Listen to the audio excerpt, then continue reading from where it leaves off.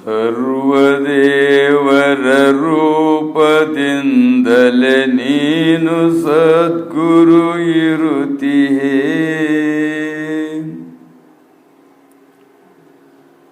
ಗರ್ವವನ್ನು ನೀ ಹರಣ ಮಾಡಿಯೇ ಜನರ ಭಕ್ತಿಗೆ ತರುತ್ತೀಯೇ. ಭಕ್ತಿಯಿಂದಲೇ ಒಲಿಯುವುದರಿಂ ನಿನ್ನ ನಾಮವ ಜಪಿಸುವೆ.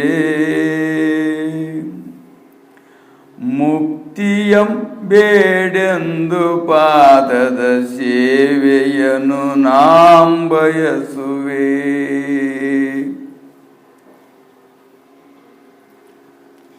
ಶ್ರೀ ಗಣೇಶಾಯ ನಮಃ. ಶ್ರೀ ಸದ್ಗುರು ಸಿದ್ಧಾರೂಢಾಯ ನಮಃ. ಶ್ರೀ ಸದ್ಗುರು ಸಿದ್ಧಾರೂಢ ಮಹಾಪ್ರಭುಗಳವರ ದಿವ್ಯ ಚರಿತ್ರೆಯಲ್ಲಿ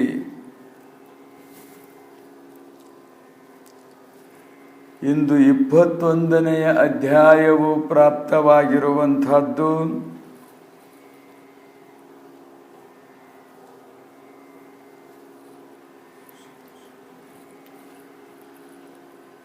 ಗತ ಅಧ್ಯಾಯದಲ್ಲಿ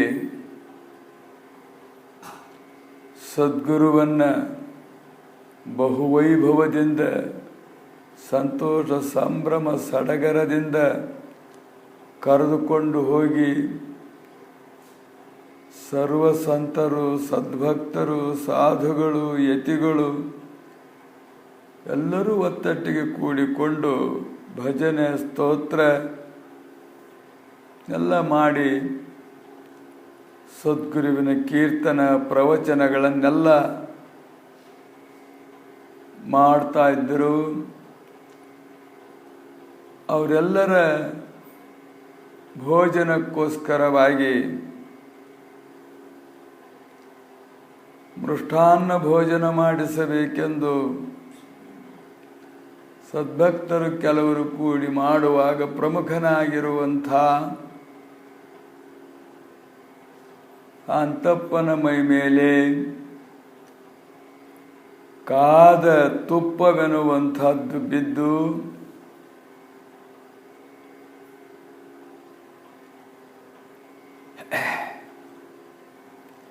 ಗೊಬ್ಬೆಗಳೆಲ್ಲ ಎದ್ದು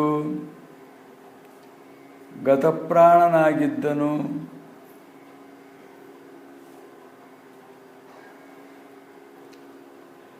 ಅದರಿಂದ ಪಾರು ಮಾಡಲಿಕ್ಕೆ ಎಲ್ಲರೂ ಅಸಮರ್ಥರಾಗಿದ್ದರು. ಸಮರ್ಥನಾಗಿರುವಂಥ ಸದ್ಗುರು ಬಂದು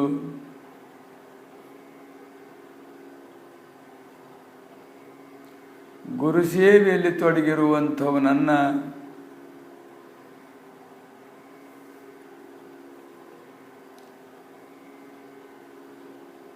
ಅವನಿಗೆ ಆಗಿರ್ತಕ್ಕಂಥ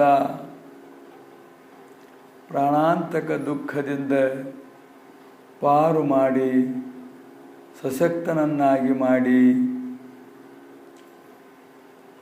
ತನ್ನ ಸೇವೆಯನ್ನು ಕೊನೆತನಕ ಮಾಡುವ ಹಾಗೆ ಅನುಗ್ರಹಿಸಿದರು ಎನ್ನುವಂಥ ವಿಷಯವನ್ನು ಕುರಿತು ಸವಿಸ್ತಾರವಾಗಿ ನಿರೂಪಣ ಮಾಡಿತು.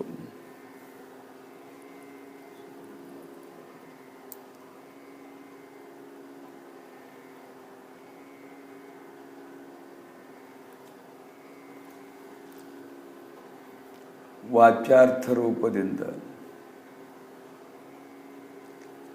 ಲಕ್ಷ್ಯಾರ್ಥ ರೂಪದಿಂದ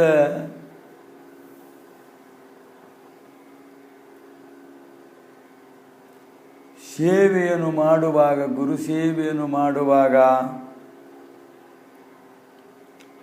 ಅನಂತ ವಿಘ್ನಗಳು ಬರ್ತವೆ ಅಂಥೇಳಿ,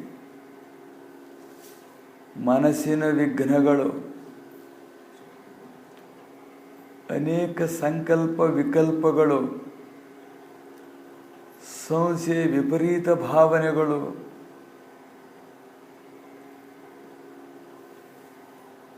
ಎಲ್ಲೆಲ್ಲಿಗೋ ಒಯ್ದು ಏನೇನೋ ಮಾಡಿಸಿ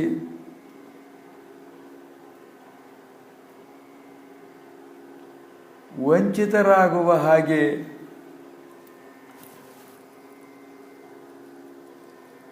ಅಹಂಕಾರ ಬಂದು ಅಭಿಮಾನ ಬಂದು ಗರ್ವ ಬಂದು ನನ್ನಿಂದಲೇ ಅನ್ನುವಂಥದ್ದು ಬಂದು ನಾನಿದ್ರೆ ಇದೆಲ್ಲ ನಡೀತೈತಿ, ನಾನಿಲ್ಲದ್ರೆ ನಡೆಯೋದಿಲ್ಲ ಅನ್ನುವಂಥದ್ದು ಬಂದು ಎಷ್ಟರ ಮಟ್ಟಿಗೆ ಈ ವಿಘ್ನಗಳು ಹೋಗಿರ್ತಾವಂದ್ರೆ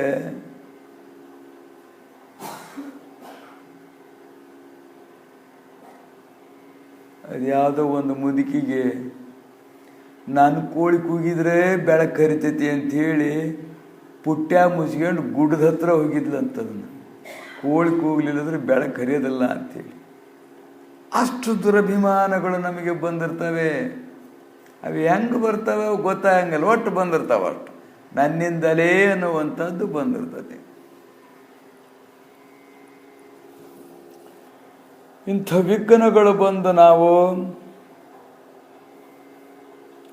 ಬಹಳಷ್ಟು ವಂಚಿತರಾದಾಗ, ಆ ವಿಘ್ನದ ಉಪದ್ರಗಳಿಂದ ನಾವು ತೊಡಗಿಕೊಂಡಾಗ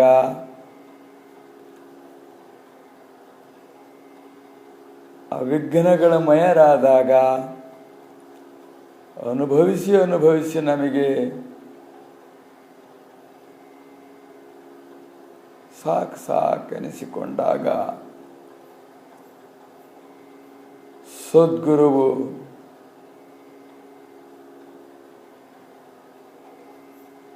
ಉಣ್ಣದೂಟವನುಣಿಸಿದನು ಗುರು ತನ್ನ ಶಿಷ್ಯರ ಗುಣವ ನೋಡದೆ ಎನ್ನುವಂತೆ ಆಕಸ್ಮಿಕವಾಗಿ ಕರುಣ ಮಾಡಿದ ಅಂದರೆ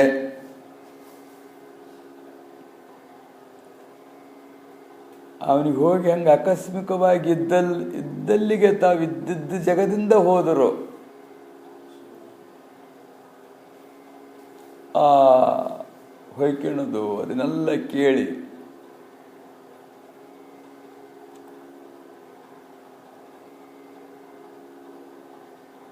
ಹಾಗೆ ಅನುಗ್ರಹ ಮಾಡಿದಾಗ ನಮ್ಮ ವಿಷಯದ ಗೊಬ್ಬೆಗಳು, ಸಂಸಾರದ ಉರಿ, ದೇಹದ ತಾಪ, ಮನಸ್ಸಿನ ತಾಪ ಅವನಿಗೆ ತುಪ್ಪದ ಒಂದು ತಾಪ ಆಗಿತ್ತಷ್ಟೇ. ಅವನಿಗೆ ಆದರೂ ಅವನಿಗೆ ತಾಪ ಅನಿಸಿದ್ದಿಲ್ಲ. ಭಾಳ ತಾಪದಿಂದ ಮೂರ್ಛಾಗತನಾಗಿದ್ದ. ಅದು ಗೊತ್ತೇ ಆಗಲಿಲ್ಲ ಅವನಿಗೆ. ದುಃಖ ಹಸ್ತ ಸ್ಪರ್ಶಿದ ಕೂಡಲೇ ಶಾಂತ ಆಗಿಬಿಟ್ಟ. ಗೊತ್ತೇ ಆಗಲಿಲ್ಲ ಅವನಿಗೆ ಅದರ ಅನುಭವ, ದುಃಖದ ಅನುಭವ ಅನ್ನುವಂಥದ್ದು. ಆದರೆ ನಮ್ಮ ಮನಸ್ಸು ಶಾಂತನೂ ಆಗಿಲ್ಲ, ನಮಗೆ ಮೂರ್ಛೆನೂ ಬಂದಿಲ್ಲ, ಅದ್ರಾಗೆ ಸ್ಪರ್ಶನೂ ಆಗಿಲ್ಲ. ಅದಕ್ಕಷ್ಟು ನಾವು ಎಷ್ಟು ತಳಮಳವಾಗ್ತತಿ ಮನಸ್ಸು, ಎಷ್ಟು ಕಳವಳಗೊಳ್ತತಿ, ಎಷ್ಟು ಉದ್ವಿಗ್ನವಾಗ್ತತಿ, ವಿರಹವಾಗ್ತತಿ, ಸಂತಾಪ ಆಗ್ತತಿ. ಅಂದರೆ ಸೀಮೆಣ್ಣೆ ಹಚ್ಕೊಂಡು ಬೆಂಕಿ ಹಚ್ಕೊಂಡು ಸಾಯೋದು ಭಾಳ ಸುಖ ಅನಿಸಿರ್ತತಿ. ಅದು ತಡ್ಕೊಳಕ್ಕಾಗೋದಿಲ್ಲ, ಅಷ್ಟಾಗಿರ್ತತಿ. ಹಂಗೆ ತಡ್ಕೊಳಕ್ಕೆ ಆಗಲಿಲ್ಲದಕ್ಕೆ ಅದಕ್ಕೆ ಶರಣ ಹೋಗಿರ್ತಾರೆ ಅವರು. ಯಾಕೆ ವಿಷ ಕೊಡೋದು, ಉರ್ಲು ಹಾಕ್ಯಂದು, ಸೀಮೆಣ್ಣೆ ಹಾಕ್ಯಂದು? ಯಾಕಂದ್ರೆ ಅದು ತಡ್ಕೊಳಕ್ಕಾಗದಷ್ಟಾಗಿರ್ತದೆ ಅವರಿಗೆ. ಆ ಒಳಗಿನ ಒಂದು ಉದ್ವಿಗ್ನತೆ ಅನ್ನುವಂಥದ್ದು ಐತಲ್ಲ, ಆ ಸಂತಾಪ ಅನ್ನುವಂಥದ್ದು ಹೊರಗಿನ ಎಷ್ಟು ಸಂತಾಪಕ್ಕೂ ಕೂಡ ಮನುಷ್ಯ ಜಗ್ಗದಿಲ್ಲ. ಆದರೆ ಒಳಗಿನ ಸಂತಾಪ ಐತಲ್ಲ, ಆ ಸಂತಾಪ ಎನ್ನುವಂಥದ್ದು ಆದಾಗ ಯಾವ್ಯಾವುದೋ ಸಂತಾಪಗಳು ಲೋಭದ ಸಂತಾಪ, ಮೋಹದ ಸಂತಾಪ, ಕಾಮದ ಸಂತಾಪ,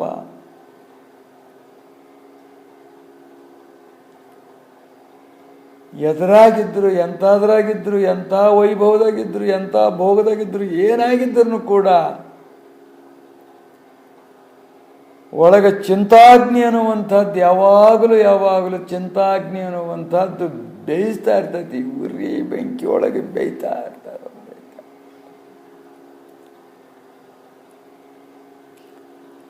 ಎಷ್ಟು ಭೋಗ ಭಾಗ್ಯ, ಎಷ್ಟು ವಸ್ತುಗಳು ಏನೇನಿದ್ರು ಕೂಡ ಅವೆಲ್ಲ ಅವರಿಗೆ ಅಸಾರವಾಗ್ತವೆ. ಅವುಗಳಿಂದ ಸುಖವಿಲ್ಲ ಅಂತ ಆಕತಿ.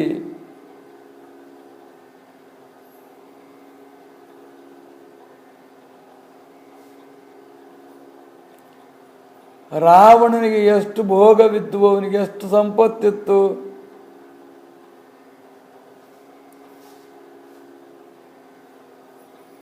ಆದರೆ ಸೀತೆಯ ರೂಪ ಅನ್ನುವಂಥದ್ದು ಒಳಗೆ ಹೊಕ್ಕ ಬಳಕೆ ಎಷ್ಟು ತಳಮಳಗೊಂಡ. ಹೋಗಿ ಉದ್ದಕ್ಕೆ ಅಡ್ಡು ಸೇತ ಬಿದ್ದ, ಬೆದರಿಸಿದ, ನಮ್ರತೆ ತೋರಿಸ್ದ, ಆಶೆ ತೋರಿಸ್ದ, ಏನೇನೋ ಭಾಳ ಮಾಡ್ತಾನೆ. ದಾಸನಾಗ್ತಾನೆ, ನಿನ್ನ ದಾಸನಾಗ್ತಾನೆ ಅಂತನೂ ಅಂದ ರಾವಣ. ಯಾರಿಗೆ? ಸೀತೆಗೆ ದಾಸನಾಗ್ತಾನೆ, ನಾನು ದಾಸನಾಗ್ತಾನೆ. ಹೆಂಗಾಗಿರ್ಬೇಕು ಅವನ ಮನಸ್ಸು. ಬಾಣ ಹೊಡೆದ್ರೆ ಗಹಗಹಿಸಿ ನಗುತ್ತಿದ್ದ ಅವನು, ಕೈಯಾಗಿ ಹಿಡಿದು ಮುರಿದು ಬಿಡ್ತಿದ್ದ ರಾಮಬಾಣನ. ಅಕಸ್ಮಾತ್ ಚೆಂಡ ಹಾರ್ತಂದ್ರೆ ಮತ್ತೆ ಬಂದು ಕುಂಡ್ತಿತ್ತು, ಗಹಗಹಿಸಿ ನಗುತ್ತಿದ್ದ. ಯಾವ ಶಸ್ತ್ರಾಸ್ತ್ರಗಳಿಗೂ ಕೂಡ ಅವನು ಜಗ್ಗಿದ್ದಿಲ್ಲ. ಎಷ್ಟು ದಿಟ್ಟ ಧೀರನಿರಬೇಕು.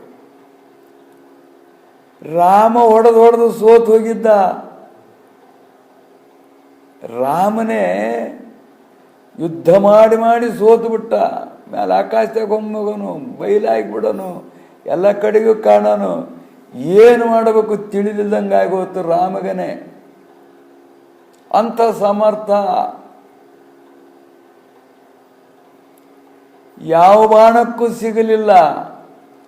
ಆದರೆ ಕಾಮಬಾಣ ಅನ್ನುವಂಥದ್ದು ಅವನ ಹೃದಯವನ್ನು ಛಿದ್ರ ಮಾಡಿಬಿಡ್ತು. ವಜ್ರದ ಹೃದಯವಾಗಿರ್ತಕ್ಕಂಥದ್ದು ಛಿದ್ರ ಮಾಡಿ ಎಷ್ಟು ದುಃಖಕ್ಕೀಡು ಮಾಡ್ತು ಅಂದರೆ ದುಃಖಕ್ಕೀಡು ಮಾಡ್ತು.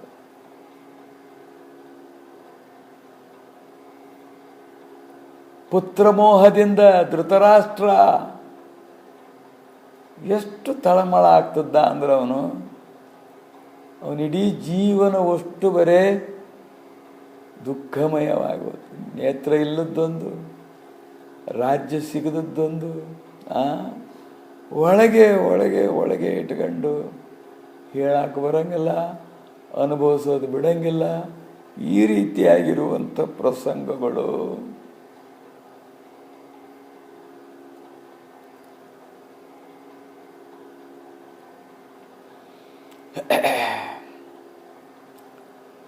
ರಾವಣನಿಗೆ ಎಲ್ಲ ಸುಲಭವಾಗಿದ್ವು.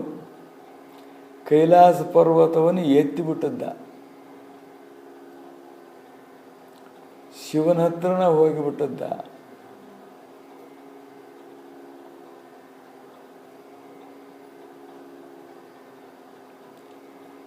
ಆದರೆ ಇದು ಒಂದು ಮಾತ್ರ ಅವನಿಗೆ ನುಂಗಲಾರದ ತುತ್ತು ಅಂತಾರಲ್ಲ, ಆ ನಮೂನೆ ಆಗೋಗಿಬಿಡ್ತು. ಹೇಳುವ ತಾತ್ಪರ್ಯ ಇಷ್ಟೇ, ಮನಸ್ಸಿನ ರೋಗಕ್ಕಿಂತ ಮನಸ್ಸಿನ ಉರಿಗಿಂತಲೂ ಶರೀರದ ಉರಿ ಅನ್ನುವಂಥದ್ದು ಅದೆಷ್ಟದ್ದನ್ನು ಕೂಡ ತಡ್ಕೋಬಹುದು. ಮನಸ್ಸು ಉರಿಯಾಗಿಬಿಡ್ತು, ಮನಸ್ಸು ಉದ್ವಿಗ್ನವಾಗಿಬಿಡ್ತು, ಮನಸ್ಸು ಎದ್ದು ಹುಚ್ಚನಂಗೆ ಕುಣಿಯಕ್ಕೆ ಹತ್ತಿತು ಅಂದರೆ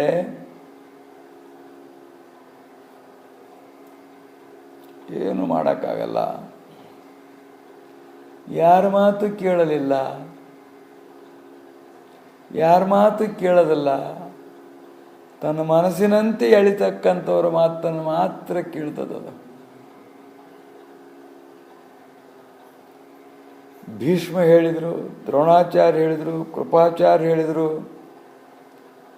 ವಿದುರ ಹೇಳಿದ, ಮಹಾಪ್ರಾಜ್ಞರವರು, ಧರ್ಮಾತ್ಮರವರು, ದೇವಾಂಶ ಸಂಭೂತರಾಗಿರ್ತಕ್ಕಂಥವರು, ಅಷ್ಟವಸುಗಳಲ್ಲಿ ಒಬ್ಬನಾಗಿರ್ತಕ್ಕಂಥವನು ಭೀಷ್ಮ. ಶಾಪದಿಂದ ಭೂಲೋಕದಲ್ಲಿ ಜನ್ಮ ತಾಳಿದ್ದ. ಅವ್ರು ಎಷ್ಟು ನಿಷ್ಠೆಯಿಂದ ಅವನಿಗೆ ತಾವು ಗೌರವ ಕೊಟ್ಟು ರಕ್ಷಣೆ ಮಾಡಿ ಅವನ ಹಿತ ಬಯಸಿದ್ರು ಕೂಡ ಅವರ ಮಾತನ್ನು ಕೊನೆತಂಕ ಧೃತರಾಷ್ಟ್ರ, ಕೊನೆತಂಕ ದುರ್ಯೋಧನ ಕೇಳಲೇ ಇಲ್ಲ. ಶಕುನಿ ಮಾತು ಮಾತ್ರ ಅವರಿಗೆ ಬಹಳ ಇಷ್ಟ ಅನ್ನಿಸ್ತಿತ್ತು. ಶಕುನಿಯ ಉದ್ದೇಶವೇನಿತ್ತು ಅಂದರೆ ಇವ್ರನ್ನ ಹಾಳು ಮಾಡುವಂಥ ಉದ್ದೇಶ. ಒಳ್ಳೆ ಮಾಡೋ ಉದ್ದೇಶದಿಂದ ನಾಟಕ ಮಾಡಲಿಲ್ಲ ಶಕುನಿ. ಇವರು ಸಂಪೂರ್ಣವಾಗಿ ನಾಶ ಮಾಡಿಬಿಡಬೇಕು ಇವ್ರನ್ನ ಅನ್ನೋ ಉದ್ದೇಶ ಒಳಗೆ ಒಂದು ದುರುದ್ದೇಶ. ಅದಕ್ಕಾಗಿ ತನ್ನ ದೇಶವನ್ನು ಬಿಟ್ಟು ಬಂದು ಇಲ್ಲಿ ವಾಸ ಮಾಡಿದ್ದ, ಹಸ್ತಿನಾಪುರದಲ್ಲಿ. ವಿಷಬೀಜಗಳನ್ನು ಬಿತ್ತಿ ಬಿತ್ತಿ ಬಿತ್ತಿ ಬಿತ್ತಿ ಬಿತ್ತಿ ಬಿತ್ತಿ ಹೃದಯ ಎಲ್ಲ ವಿಷಯಮಯವಾಗಿ ಅವರದು ಮೋಹಮಯವಾಗಿ, ಅಹಂಕಾರಮಯವಾಗಿ, ಅಭಿಮಾನಮಯವಾಗಿ ಕೊನೆಗೆ ನಾಶವೇ ಮಾಡಿಬಿಟ್ಟ. ಒಂದೇ ಒಂದು ಅವನಿಗೆ ಛಲ, ನಮ್ಮ ಗಂಧಾರ ರಾಜಕುಮಾರಿಯನ್ನು ಕುರುಡನಿಗೆ ತಂದನಲ್ಲ ಇವನು ಭೀಷ್ಮ ಅಂತೇಳಿ ಅಂದಾಗಿ ಇವರು ವಂಶವನ್ನೇ ನಾಶ ಮಾಡಬೇಕು ಅನ್ನುವಂಥ ಛಲ ಬಂದುಬಿಡ್ತು ಅವನಿಗೆ. ಭೀಷ್ಮ ಸಹಿತವಾಗಿ ಅಪಮಾನ ಮಾಡಿದ ನಮ್ಮ ದೇಶಕ್ಕೆ.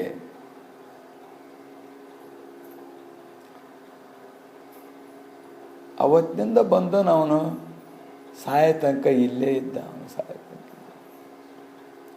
ಉದ್ದೇಶ ಒಂದು ನಾಶ ಮಾಡುವಂಥದ್ದು, ಬೋಧನೆ ಮಾತ್ರ ಹಿತ ಮಾಡುವಂಥದ್ದು. ಜಗತ್ತಿನಲ್ಲಿ ಎಲ್ಲ ರೀತಿಯಾಗಿರುವಂಥ ಉದ್ದೇಶಗಳು ನಮ್ಮನ್ನು ಹಾಳು ಮಾಡ್ತಕ್ಕಂಥವುಗಳು. ಮೇಲೆ ನೋಡಲಿಕ್ಕೆ ನಮಗೆ ಅನುಕೂಲವಾಗಿದ್ದಾವೆ, ನಮ್ಮ ಅನುಕೂಲವಾಗ್ತವೆ, ನಮ್ಮ ಹಿತ ಬಯಸ್ತವೆ, ನಮ್ಮ ಸುಖ ಬಯಸ್ತವೆ, ನಮ್ಮ ಅಭ್ಯುದಯ ಬಯಸ್ತವೆ ಅಂತೇಳಿ ನಾವು ಭ್ರಮಗೊಂಡಿದ್ದೇವೆ. ಅದೇ ಇದು ಅಂತಲ್ಲ, ಎಲ್ಲದು. ಆದರೆ ಅದರಿಂದ ಅಹಿತವಾಗುತ್ತದೆ ಹೊರತು ಹಿತವೆನ್ನುವಂತಹದ್ದಾಗುವುದಿಲ್ಲ.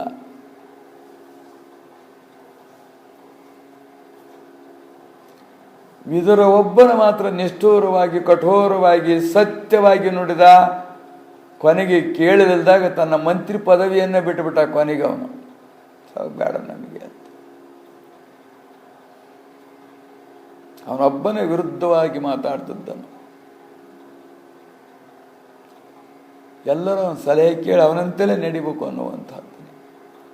ಹಾಗೆ ಸದ್ಗುರು ಒಬ್ಬನು ಮಾತ್ರ ನಮ್ಮ ಹಿತ ಬಯಸ್ತಾನೆ ಹೊರತು, ನಮ್ಮ ಉದ್ಧಾರ ಬಯಸ್ತಾನೆ ಹೊರತು, ನಮ್ಮ ಒಳಿತನ್ನು ಬಯಸ್ತಾನೆ ಹೊರತು, ನಮ್ಮ ಸುಖವನ್ನು ಬಯಸ್ತಾನೆ ಹೊರತು, ನಮಗೆ ಮುಕ್ತಿಯಾಗಲಿ ಅನ್ನುವಂಥದ್ದು ಬಯಸ್ತಾನೆ ಹೊರತು, ಅದನ್ನು ಕೊಟ್ಟರು ಕೂಡ ಸಂತೋಷ ಪಡ್ತಾನೆ ಹೊರತು ಇನ್ಯಾರು ಇದನ್ನು ಬಯಸೋದಿಲ್ಲ. ಯಾರೂ ನಮ್ಮನ್ನು ಸುಖವಾಗಿರುವುದು ನೋಡಿದ್ರೆ ಸಂತೋಷ ಪಡೋದಿಲ್ಲ. ಮನುಷ್ಯರಷ್ಟೇ ಅಲ್ಲ, ದೇವಾನ ದೇವತೆಗಳು ಕೂಡ ನಮ್ಮ ಮೇಲೆ ಮತ್ಸರಗಳನ್ನು ಮಾಡ್ತಾರೆ.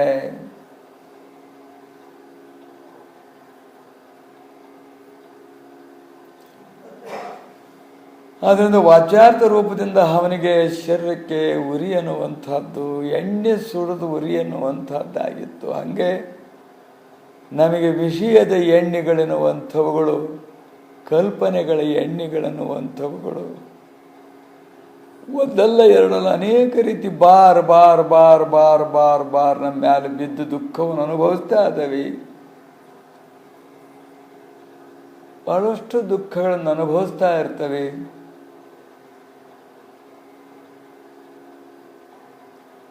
ಆ ದುಃಖಗಳನ್ನು ಅನುಭವಿಸಿ ಸುಖ ಅಂತ ತಿಳ್ಕೊಂತ ಇರ್ತವೆ ನಾವು. ಎಲ್ಲ ದರ್ವೊಂದು ಅದನ್ನು ಅನುಭವಿಸಿ ಸುಖ ಆತು ಅಂಥೇಳಿ. ಪರಿಣಾಮ ಏನಾಗಿರ್ತತಿ ಅಂದರೆ ನಮ್ಮ ಧ್ವನಿ ಆಗೈತಲ್ಲ ಇವತ್ತು. ಅವ್ರ ಮನೆಯಾಗ ಉಣ್ತಾ ಎಣ್ಣೆ ಪಣ್ಣೆ ಹಾಕಿದ್ದ ಅವ ಪಾಡ್ ಅನ್ನಿಸ್ತಾ, ಈಗ ದರ ಆಗೈತಿ, ಉರಿ ಉರಿ ಆಕತಿ, ಬೆವಿತೈತಿ. ಇಷ್ಟು ಗಾಳಿ ಆದ್ರೂ ಅದು ಸಮಾಧಾನಲ್ಲ ಒಳಗೆ. ಆಹಾರ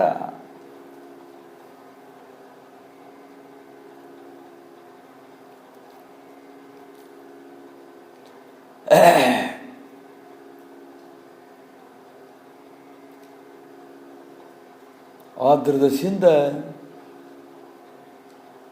ಈ ಭವದುಃಖಂದ ಪಾರು ಮಾಡ್ತಕ್ಕಂಥವನಂದರೆ ಸದ್ಗುರುವೇ ಹೊರತು ಇನ್ಯಾರಿಂದಲೂ ಈ ದುಃಖವೆನ್ನುವಂಥದ್ದು ನಿವೃತ್ತಿ ಆಗುವುದಿಲ್ಲ. ಯಾರೆಷ್ಟೇ ಮಂದಿ ಸುತ್ತಮುತ್ತ ಬಂಧು ಬಾಂಧವರು, ಇಷ್ಟ ಮಿತ್ರರು, ಸತಿಪುತ್ರ ಮೊದಲಾದಂಥವ್ರು ಎಲ್ಲರೂ ಇದ್ದರು. ಏನು ಮಾಡಲಿಕ್ಕೆ ಆಗಲಿಲ್ಲ ಅವರಿಗೆ.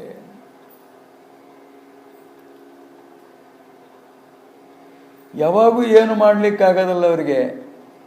ಮಾಡ್ತಾರ ಅಂತ ನಂಬಿಕೊಂಡಿದ್ದೇವೆ ನಾವು. ನಮಗೆ ಮಾಡ್ತಾರ ಅನ್ನುವಂಥ ನಮ್ಮ ಭ್ರಮ, ಮಾಡ್ತಾರ ಅಂತೇಳಿ ನಮ್ಮ ಕಲ್ಪನಾ.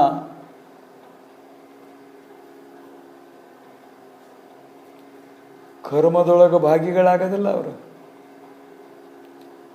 ಕಾಲನೊಳಗೆ ಭಾಗಿಗಳಾಗೋದಿಲ್ಲ ಅವರು, ರೋಗದೊಳಗೆ ಭಾಗಿಗಳಾಗೋದಿಲ್ಲ ಅವರು, ಸಾಯೋದ್ರ ಭಾಗಿಗಳಾಗೋದಿಲ್ಲ ಅವರು, ಮತ್ತು ಹುಟ್ಟೋದ್ರ ಭಾಗಿಗಳಾಗೋದಿಲ್ಲ ಅವರು.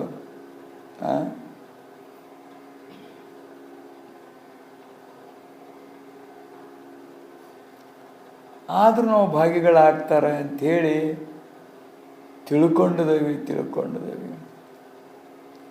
ಅವ್ರ ಅನುಕೂಲಕ್ಕೆ ಅವರು ಭಾಗಿಗಳಾಗಿದ್ದಾರೆ, ನಮ್ಮ ಅನುಕೂಲಕ್ಕೆ ನಾವು ಭಾಗಿಗಳಾಗಿದ್ದೇವೆ. ಇದೇನ ಸ್ವಾರ್ಥವಾಗಿರುವಂಥದ್ದೇ ಹೊರತು, ಕಪಟ ಪ್ರೀತಿ ಅನ್ನುವಂಥದ್ದೇ ಹೊರತು, ಮೋಸ ವಂಚನೆ ದ್ರೋಹದ ಭಾವನೆಯ ಹೊರತಿದ ಒಳಗೆ ನಿಜವಾದ ಪ್ರೀತಿ ನಮ್ಮದೂ ಇಲ್ಲ, ನಿಜವಾದ ಪ್ರೀತಿ ಅವ್ರದ್ದು ಇಲ್ಲ.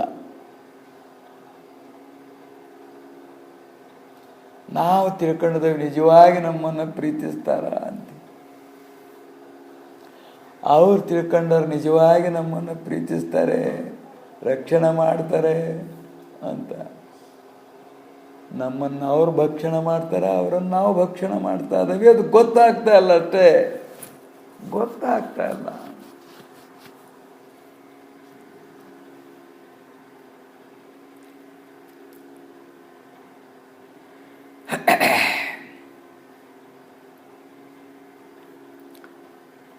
ಆದ್ರಸಿಂದ ನಮ್ಮೆಲ್ಲವುಗಳನ್ನು, ದುಃಖ ದುಮ್ಮಾನಗಳನ್ನು ಕಳೆಯುವುದಂದ್ರೆ ನಾಶ ಮಾಡೋದು ಅಂತ ಅಲ್ಲ, ಅವನ್ನೆಲ್ಲ ನಾಶ ಮಾಡೋದು ಅಂತಲ್ಲ. ಅವನ್ನೆಲ್ಲ ನಾಶ ಮಾಡ್ತಕ್ಕಂಥ ಉದ್ದೇಶನೂ ಇರೋದಿಲ್ಲ. ಹೊರಗಿರ್ತಕ್ಕಂಥ ಏನೇ ಆ ಪ್ರಪಂಚ ಐತೋ ಏನೈತೆ ಅದನ್ನೆಲ್ಲ ನಾಶ ಮಾಡುವಂಥ ಉದ್ದೇಶ ಅಲ್ಲ.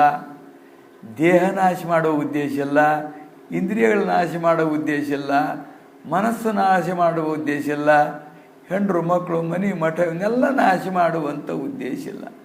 ನಾಶ ಮಾಡಲೂಬಾರ್ದು. ನಾಶ ಮಾಡ್ತಕ್ಕಂಥದ್ದು ಅದು ಒಂದು ವಿಧಿಗೆ ವಿರೋಧವಾಗಿರ್ತಕ್ಕಂಥದ್ದು. ಆದರೆ ಅವನು ನಾಶ ಮಾಡಬೇಕಾಗಿರ್ತಕ್ಕಂಥದ್ದು ಏನು ನಾಶ ಮಾಡ್ತಾನಂದರೆ, ಅದ್ರ ಮ್ಯಾಲಿರುವಂಥ ಮೋಹ ನಾಶ ಮಾಡ್ತಾನೆ, ಅದ್ರ ಮ್ಯಾಲಿಟ್ಟಿರುವಂಥ ಅಭಿಮಾನ ನಾಶ ಮಾಡ್ತಾನೆ, ಅದರಿಂದ ಸರ್ವಸ್ವ ಅಂತ ಏನು ಭಾವನೆ ಐತಲ್ಲ ನಮ್ದು ಅದನ್ನು ನಾಶ ಮಾಡ್ತಾನೆ. ಅದು ಹೋಗ್ಬಿಟ್ರೆ ಹೊರಗೆ ಹೆಂಗಾರ ಇರಲಿ, ಹೊರಗೆ ಹೆಂಗಾರ ಇರಲಿ, ನಾನು ಮತ್ತು ನನ್ನದು ಎನ್ನತಕ್ಕಂಥದ್ದನ್ನು ಕಳ್ಕೊಂಬಿಟ್ಟಿವಿ ಎಂದರೆ ಅವೆಲ್ಲವೂ ನೀನು ನಿಂದು ಅನ್ನುವಂಥದ್ದು ಬಂದುಬಿಡ್ತು ಅಂದರೆ ನಮಗೆ ಯಾತ್ರಿಂದಲೂ ದುಃಖ ಇಲ್ಲ, ಕಾಲದಿಂದ ದುಃಖ ಇಲ್ಲ, ಕರ್ಮದಿಂದ ದುಃಖ ಇಲ್ಲ, ಮಾಯಿಂದ ದುಃಖ ಇಲ್ಲ. ಇದೇ ಮಾಯಾ ಅನ್ನುವಂಥದ್ದು. ಅದನ್ನು ಕಬೀರದಾಸರು ನಾನು ನನ್ನದು ಎಂಬ ಮಾಯೆಯ ಸಾನುರಾಗದಿಂ ದಾಂಟಿಷನ್ನನು ಅಂತೇಳಿ ಇದಕ್ಕೆ ಮಾಯಾ ಅಂದ್ರೆ ಅವರು. ನಾವು ಮನಿ ಮಠ ಸಂಸಾರ ಮಕ್ಕಳು ಮರಿ ಇದಕ್ಕೆ ಮಾಯಾ ಗಂಟು ಬಿದ್ದುಬಿಡತ್ರಿ ನಮಗೆ, ಸಂಸಾರ ಗಂಟು ಬಿದ್ದುಬಿಡತ್ರಿ ನಮಗೆ ಅಂತಾರೆ.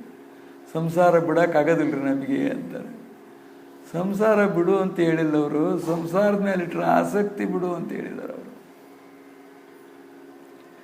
ಸಂಸಾರ ಸತ್ಯ ಅನ್ನುವಂಥದ್ದು ಬಿಡು, ಸಂಸಾರದ ಸುಖಾಕತಿ ಅನ್ನುವಂಥದ್ದು ಬಿಡು, ನಿನ್ನ ಭ್ರಮ ಬಿಡು ಅಂತ ಹೇಳ್ತಾ ಇದ್ದಾರೆ ಅವರು. ಭ್ರಾಂತಿ ಸಂಸಾರಕ್ಕೆ ಬಿದ್ದು ಕೆಟ್ಟಿರಪ್ಪಯ್ಯ ನೀವು. ಯಾಕೆ ಕೆಡ್ತಾರೆ? ಭ್ರಾಂತಿ ಸಂಸಾರಕ್ಕೆ ಬಿದ್ದು ಬಿಡ್ದು. ಭ್ರಾಂತಿಯಿಂದ ಸಂಸಾರ ಮಾಡ್ತಾ ಇದ್ದೇವೆ ನಾವು, ಸ್ವಾರ್ಥದಿಂದ ಸಂಸಾರ ಮಾಡ್ತಾ ಇದ್ದಾವೆ, ಮೋಸ ವಂಚನೆ ದ್ರೋಹದಿಂದ ಸಂಸಾರ ಮಾಡ್ತಾ ಇದ್ದಾವೆ. ಇದನ್ನು ಬಿಡ್ರಿ ಅಂತಾರೆ ಅವರು, ಇದನ್ನು ಬಿಡ್ರಿ. ಆದ್ರಿಂದ ಬಿಡಿಸಬೇಕಾಗಿರ್ತಕ್ಕಂಥವುಗಳು ಇವುಗಳನ್ನೇ, ಇವೆರಡೇ ಬಿಡಿಸ್ಬೇಕಾಗಿರೋದು. ಇವೆರಡೇ ನಮಗೆ ದುಃಖಕ್ಕೆ ಕಾರಣವಾಗಿರ್ತಕ್ಕಂಥದ್ದು. ಇವೆರಡರಿಂದಲೇ ಜನ್ಮ ಮರಣಗಳಿದ್ರೆ ಎಲ್ಲದರಿಂದಲೂ ಬಂದಿರೋದು ಇವೆರಡರಿಂದ. ಇವು ಬೀಜಗಳಾಗಿರ್ತಕ್ಕಂಥವು, ದುಃಖದ ಬೀಜಗಳಾಗಿರ್ತಕ್ಕಂಥವು. ಇದನ್ನು ನಾಶ ಮಾಡೋದ ಉದ್ದೇಶವಾಗಿರ್ತಕ್ಕಂಥದ್ದು. ಅದರಿಂದ ಆ ನಾಶ ಮಾಡ್ತಕ್ಕಂಥ ಸಮರ್ಥನು ಕೂಡ ಸದ್ಗುರುವು. ಅವನ ಹೊರತಾಗಿ ಮತ್ತಾರಿಗೂ ಅವುಗಳನ್ನು ನಾಶ ಮಾಡಲಿಕ್ಕೆ ಆಗುವುದಿಲ್ಲ. ಅವನೊಬ್ಬನಿಂದಲೇ ನಾಶವಾಗ್ತಕ್ಕಂಥವುಗಳು. ಅವನು ಮನಸ್ಸು ಮಾಡಿದರೆ ಮಾತ್ರ ನಾಶವಾಗ್ತಕ್ಕಂಥವುಗಳು. ಅವನು ಸ್ಪರ್ಶ ಮಾಡಿದರೆ, ಅವನು ಕೃಪಾದೃಷ್ಟಿ ಮಾಡಿದರೆ, ಅವನು ಉಪದೇಶ ಮಾಡಿದರೆ ಅವು ನಾಶವಾಗ್ತಕ್ಕಂಥವುಗಳು. ಅದು ನಾಶವಾಗುವುದಿಲ್ಲ. ಅವು ಇದ್ರೂ ದುಃಖ ಕೊಡ್ತವೆ, ಅವುಗಳನ್ನ ಬಿಡಿಸೋಕೆ ಹೋದ್ರೂ ದುಃಖ ಕೊಡ್ತವೆ, ಬಿಡಿಸೋಕೆ ಹೋದ್ರೂ ದುಃಖ ಕೊಡ್ತವೆ, ಇದ್ರೂ ದುಃಖ ಕೊಡ್ತವೆ. ರಾಮನಿಗೆ ಸುತ್ತಿದ ನಾಗಪಾಶದಂತೆ ಅಂಥೇಳಿ ಹಿಂದಿನ ವಿಷಯದಲ್ಲಿ ಹೇಳ್ತು. ಇದ್ರೂ ದುಃಖ ಕೊಡ್ತವೆ, ಸಾಯಿಸ್ತವೆ, ತೆಗೆಯಕ್ಕೆ ಹೋದ್ರೂ ಸಾಯಿಸ್ತವೆ. ಹಿಂಗೆ ಅರ್ಜುನ ಕೊಂದರೂ ಸಾಯ್ತಾನೆ, ಕೊಲ್ಲಿಲ್ಲದ್ರೂ ಸಾಯ್ತಾನೆ. ಹಾಗೆ ನಾವು ಏನಾರ ನಾವು ಮಾಡೋಕ್ಕೆ ಹೋದ್ವಿ ಅಂದರೆ ಮಾಡೋಕ್ಕೆ ಹೋದ್ರೂ ಸಾಯ್ತೇವೆ, ಮಾಡದೇ ಇದ್ರೂ ಸಾಯ್ತೇವೆ. ಮಾಡೋಕ್ಕೆ ಹೋದ್ರೂ ಸಾಯ್ತೇವೆ, ಮಾಡದೇ ಇದ್ರೂ ಸಾಯ್ತೇವೆ. ಅದರಿಂದ ಏನು ಮಾಡೋದೈತೆ ನಾವು ತ್ರಿಕರಣಪೂರ್ವಕವಾಗಿ ಶರಣಾಗತರಾಗ್ತಕ್ಕಂಥದ್ದು. ಯಾವ ಬಯಕೆ ಇಲ್ಲದಲೆ, ಯಾವ ಬಯಕೆ ಇಲ್ಲದಲೆ. ಅವ್ರು ನೋಡ ಇದನ್ನು ಛಂದದೊಳಗೆ ಹೇಳಿದರು. ಮುಕ್ತಿ ಎಂಬೇಡೆಂದು ನಾನು, ಮುಕ್ತಿ ಬೇಡ ನನಗೆ, ಆನಂದಕ್ಕೆ ಅವರು ಅಷ್ಟು ಮಹತ್ವ ಕೊಟ್ಟಿಲ್ಲ. ಶಿವಾನಂದ ಅನ್ನುವಂಥದ್ದೈತಲ್ಲ, ಅದು ಮಾಡ್ತಾ ಮಾಡ್ತಾ ಆನಂದ ಪಡ್ತಕ್ಕಂಥವ್ರಿಗೆ ಗೊತ್ತದು ಹೆಂಗಿರ್ತದ ಆನಂದ ಅನ್ನುವಂಥದ್ದು. ಅದರ ಹೋಲಿಕೆಯಾದ ಆನಂದಗಳು 14 ಲೋಕದಲ್ಲಿಲ್ಲ. ಪಾದ ಸೇವೆಯನ್ನು ನಂಬಿ ನಾವು ಬಯಸುವೆ. ಏನು ಬಯಸಬೇಕು ನಾವು ಅಂದರೆ ಬಯಸುವುದು ಏನೇನೋ ಬಯಸ್ತೇವೆ ನಾವು. ಆ ಸದ್ಗುರುವಿನ ಚರಣ ಚಿಂತನವನ್ನು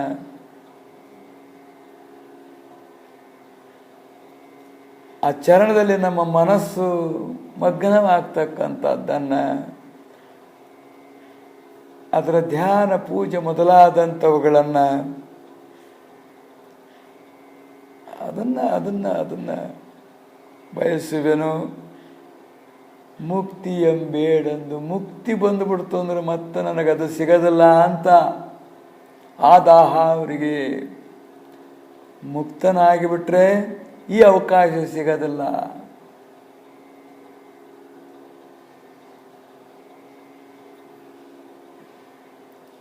ಈ ಉಪಾಧಿಗಳಿಂದ ಕೂಡಿಕೊಂಡು ಸಂತೋಷ ಪಡತಕ್ಕಂಥ ಅವಕಾಶ ಇದು.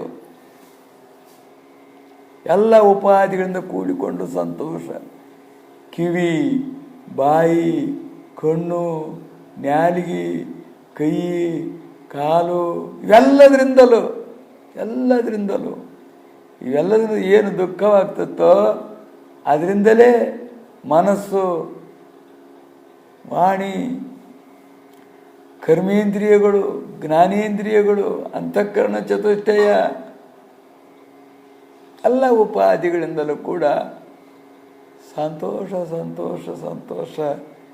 ಆದ್ರಿಂದ ಉಪಾಧಿ ರಹಿತವಾಗಿರುವಂಥ ಸಂತೋಷಕ್ಕಿಂತ ಇದನ್ನು ಕೊಡು ನಮಗೆ ಮೊದಲ, ಇದನ್ನು ಕೊಡು. ಇದ್ರಾಗ ನಮಗೆ ಸಾಕಾದಾಗ ಅದನ್ನು ಕೊಡುವಂತೆ ನೀನು.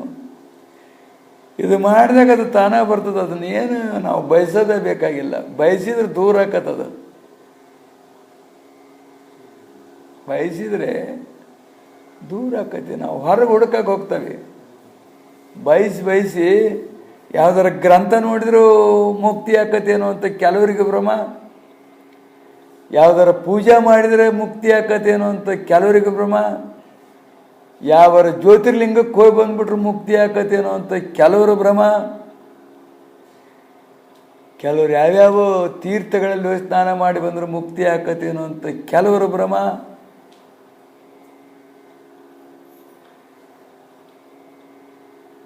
ಇವೆಲ್ಲ ಭ್ರಮಗಳಿವು, ಭ್ರಮಗಳಾಗಿರ್ತಕ್ಕಂಥವುಗಳು. ಹಂಗೆ ಬಯಸಿ ಭಾಳಷ್ಟು ಮಾಡ್ತೀವಿ ನಾವು. ಭಾಳಷ್ಟು ಮಾಡ್ತೇವೆ. ಏನೇನೋ ಬಯಕೆಗಳು. ಇದಿಷ್ಟು ಆಗ್ಬಿಟ್ರೆ ಸಾಕಪ್ಪ ನಾನು ಅಂತೇವೆ. ಇಂಥದೊಂದು ಆಗ್ಬಿಟ್ರೆ ಸಾಕಪ್ಪ ನಾನು ಅಂತೇವೆ. ಬಯಕೆ.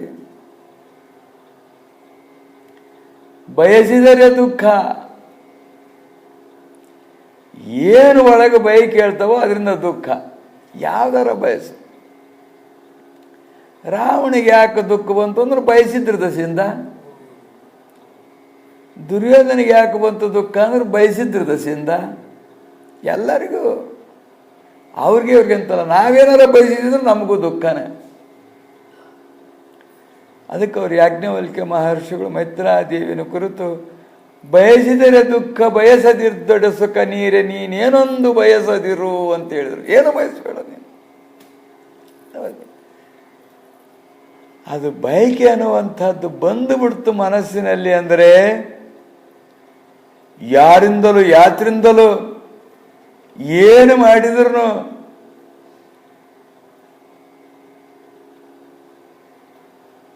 ಅದು ನಮ್ಮ ಹಿಡ್ತಕ್ಕೆ ಬರೋದಿಲ್ಲ. ಅದರಿಂದ ಬಯಸಬಾರ್ದು ಮೊದಲೇ ಅಂತೀವಿ. ಒಂದು ಬೈಕ್ ಆಗಿಬಿಡ್ತು ಅಂದ್ರೆ ನೋಡು ಏನೇನು ಮಾಡ್ತದೆ. ಅದು ಯಾರ್ಯಾರನ್ನು ಏನೇನು ಮಾಡಿ ಎಲ್ಲೆಲ್ಲಿಗೆ ಹೋಯ್ದು ನಿಲ್ಲಿಸಿ ಬಿಡ್ತತಿ ಅಂದರೆ ಅಲ್ಲಿಗೆ ಹೋಯ್ದು ನಿಲ್ಲಿಸಿ ಬಿಡ್ತತಿ. ಅದಕ್ಕೆ ಅವ್ರು ಬಯಸಿದರೆ ದುಃಖ. ಯಾತ್ರಿಂದ ನಮಗೆ ದುಃಖ ಆಗುತ್ತೆ ಅಂದರೆ ಬಯಸ್ತಾ ಇದ್ದೇವೆ ನಾವು. ಅನಂತ ಬಯಸ್ತಾ ಇದ್ದೀವಿ. ಅನಂತ ಬೈಕೆಗಳೇ ಪುಂಖಾನುಪುಂಖವಾಗಿ ಹೇಳ್ತಾ ಇದ್ದಾವೆ ಬೈಕೆಗಳು ಅನ್ನುವಂಥವುಗಳು. ಸುಮ್ಮನಿರೋದೇ ಅಲ್ಲ. ಅನಂತ ನಮೂನಿಯಾದ ಬೈಕೆಗಳು.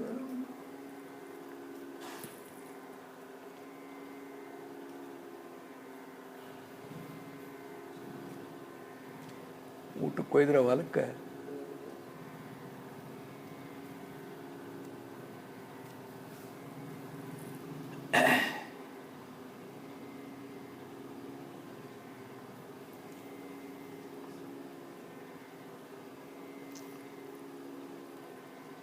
ಆದ್ರಿಂದ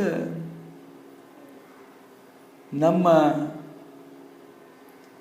ಬಯಕೆಗಳನ್ನು ನಿವೃತ್ತಿಪಡಿಸುವನೆಂದರೆ ಸದ್ಗುರು ಕೊಟ್ಟು ಕೊಡದಂಗು ಏನೇನೋ ಮಾಡಿ ಅವುಗಳನ್ನು ನಾಶ ಮಾಡ್ತಾನೆ. ಹೃದಯದಲ್ಲಿ ಸಮರ್ಥನಾಗಿರುವಂಥ ಸದ್ಗುರು ಅಂಥೇಳಿ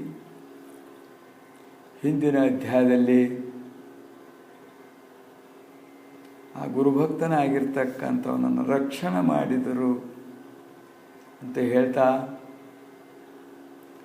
ಎಲ್ಲರನ್ನು ರಕ್ಷಣೆ ಮಾಡ್ತಕ್ಕಂಥದ್ದು ಸದ್ಗುರುವೇ ಹೊರತು ಇನ್ಯಾರಿಂದಲೂ ನಮ್ಮನ್ನು ರಕ್ಷಣೆ ಮಾಡಲಿಕ್ಕೆ ಆಗುವುದಿಲ್ಲ.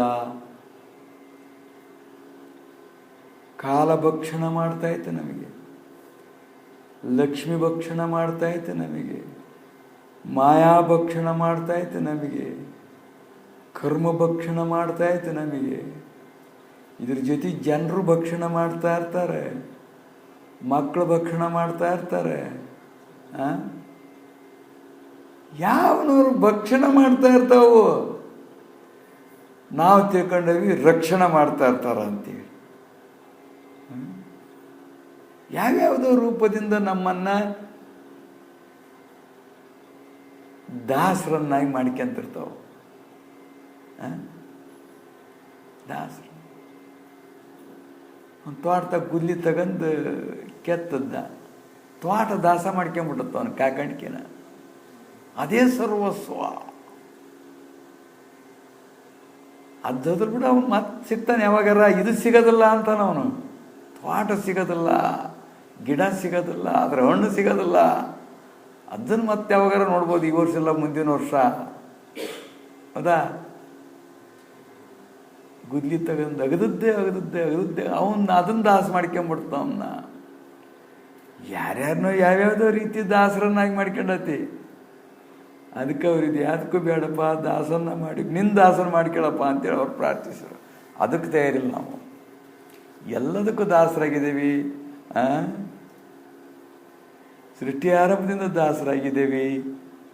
ಒಂದು ಜನ್ಮದಾಗಾರ ಭಗವಂತನಿಗೆ ದಾಸ ಆಗಾನ, ಗುರುವಿಗೆ ದಾಸ ಆಗಾನ ಅಂದರೆ ಅದು ಆಗೋದಿಲ್ಲ, ಬರೋದಿಲ್ಲ. ಅದು ಬರದಲೇ ನಮಗೆ ಗತಿಯೇ ಇಲ್ಲ ಎನ್ನುವಂಥದ್ದು ಅಧ್ಯಾಯದ ತಾತ್ಪರ್ಯ ಇಷ್ಟೇ. ಯಾರಿಂದಲೂ ನಮ್ಮ ಅಧ್ಯಾತ್ಮ ಆದಿಭೂತ ಆದೇವ ಎನ್ನುವಂಥ ತ್ರಿತಾಪಗಳನ್ನು ಶಾಂತಿ ಮಾಡ್ತಕ್ಕಂಥದ್ದಾಗುವುದಿಲ್ಲ. ಅವುಗಳನ್ನು ಹೆಚ್ಚು ಮಾಡ್ತಕ್ಕಂಥವರದರೆ ಹೊರತು ಕಡಿಮೆ ಮಾಡ್ತಕ್ಕಂಥವರೆಲ್ಲ. ಇದು ನಿವೃತ್ತಿಯಾಗಬೇಕಾದ ಏಕೈಕನಾಗಿರ್ತಕ್ಕಂಥ ಸದ್ಗುರು ಒಬ್ಬನು ಎನ್ನುವಂಥದ್ದನ್ನು ವಾಚ್ಯಾರ್ಥ ರೂಪದಿಂದ ಲಕ್ಷ್ಯಾರ್ಥ ರೂಪದಿಂದ ನಮ್ಮನ್ನೆಲ್ಲ ಕುರಿತು ಉಪದೇಶ ಮಾಡಲ್ಪಟ್ಟಿರುವ ಪ್ರಸಂಗ, ಅದನ್ನೇ ಒಮ್ಮೆ ಸ್ಮರಣಕ್ಕೆ ತಂದು ತಟಸ್ಥ ಮಾಡಿ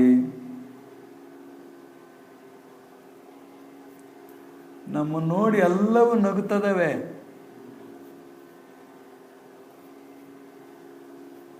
ನಮ್ಮನ್ನು ನೋಡಿ ಎಲ್ಲವೂ ನಗ್ತಾ ಇದ್ದಾವೆ ನಾವು ಮಾಡ್ತಕ್ಕಂಥದ್ದು ನೋಡಿ.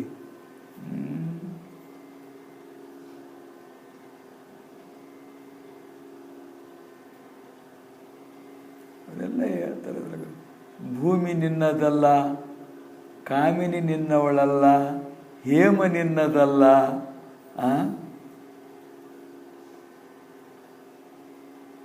ವಚನದೊಳಗೆ ಇವ್ಯಾವು ನಿನ್ನವಲ್ಲ ಅಂತ ಹೇಳ್ತಾರೆ. ಇವೆಲ್ಲವೂ ನನ್ನವು ಅಂತ ಅದವು. ನಾವು ಅವು ನಗ್ತವೆ.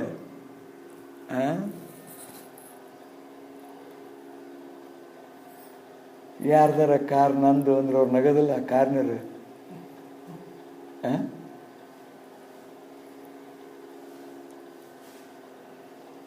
ಹಂಗೆ ಏನೋ ಗುರು ಕಾರ್ ಯಾರ್ದೇ ಅದು? ನಂದು ಅಂದ. ಐನಿ ಮಠ ಯಾರ್ದೋ? ನಂದು ಅಂದ. ಬಿರಿಕೆರೆ ಮಠ ಯಾರ್ದೋ? ನಂದು ಅಂದ. ಟ್ಯಾಕ್ಟ್ರಿಗಳು ಯಾರೋ? ನಂದು ಅಂದ. ನನ್ನವು ಅಂದ. ಹೌದಾ? ಮತ್ತು ಕಟ್ಟಲೆ ಕಂತು ಬಂದದವೆ, ಆ ಸಿಮೆಂಟಿನ ಸಾಲ ಐತಿ, ಕಬ್ಬಿಣ ಸಾಲ ಐತಿ, ನಿಮ್ಮ ಅಪ್ಪನೇನು ಕಟ್ಟಲೆ ಅಂತ ಅಲ್ಲಿ ನಗದಿಲ್ಲ. ಹಿಂಗೆ ಅವ್ ನಮ್ಮ ಹೊಲ್ದವಕ್ಕೆ ನಾವು ಅಂದ್ವಿ, ನಾವು ಹಂಗಂತವೆ. ಅವನು ಹೆಂಗಂತಾನ ಹಂಗ ಅಂತವ್ ನಾವು.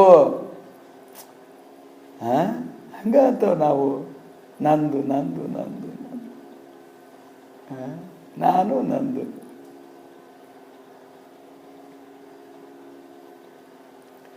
ಅದಕ್ಕೆ ಅವೆಲ್ಲ ನೋಡಿ ನಮಗೆ ನಗ್ತಿರ್ತವೆ. 100 ಎಕರೆ ಹೊಲ ನಗ್ತಿರ್ತೈತಿ. ಇವನ್ ಬಿಟ್ಟು ಹೋಗಬೇಕಾರೆ, ಇವನ್ ಮಾಡಬೇಕಾದ್ರೂ ನಗ್ತಿರ್ತೈತಿ. ಅಯ್ಯೋ ಏನ್ ಯೂಸ್ ಮಾಡಿಯೋ ನೀನು, ಮುನ್ನ ಶತಕೋಟಿ ರಾಯರುಗಳ ಆಳಿದ ನೆಲನ ಇದು, ನೀನು ಹಬ್ಬನ್ನ ಅಂದು ಅಂತ ರಿಜಿಸ್ಟರ್ ಮಾಡಿಸೋದು ಅದು ಮಾಡೋದು. ನಗತತಿ ಮುನ್ನ ಶತಕೋಟಿ ರಾಯರುಗಳ ಆಳಿದ ನೆಲ ಇದು, ಈಗ ನಂದು ನಂದು ಎಷ್ಟು ಸಂತಿ ನಿಂದು ಅಂತ ಈಗನೇ ಎಷ್ಟೋ ಬದಲಾಗಿ ಹೋಗ್ತಾವ ಒಂದು ಜೀವನದೊಳಗನೆ. ಅನ್ಯರಲ್ಲಿ ಜನಿಸಿರ್ತ ಅಂಗನೆಯ ಕರೆ ತಂದು ಪೂರಾ ನುಂಗಿಸಿ, ನೀನು ತರಾನದೆಲ್ಲ ನುಂಗಿಸಿ, ನಿಂದೆಲ್ಲ ನುಂಗಿಸಿ.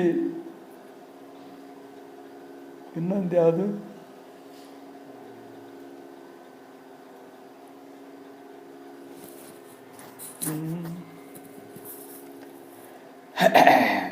ಅಂದರೆ ಈ ಬ್ಯಾಂಕ್ನಾಗ ಇಟ್ಟು ಹಣ, ಟ್ರೆಜರಿಯಾಗ ಇಟ್ಟು ಹಣ ಇವೆಲ್ಲ ನಗ್ತಾ ಇರ್ತವೆ. ಅವನು ಹರಿಗೆ ಹೊಡಿಬೇಕಾರೆ ಜನರು ಅಳ್ತಿರ್ತಾರೆ, ಇವು ನಗ್ತಿರ್ತವೆ.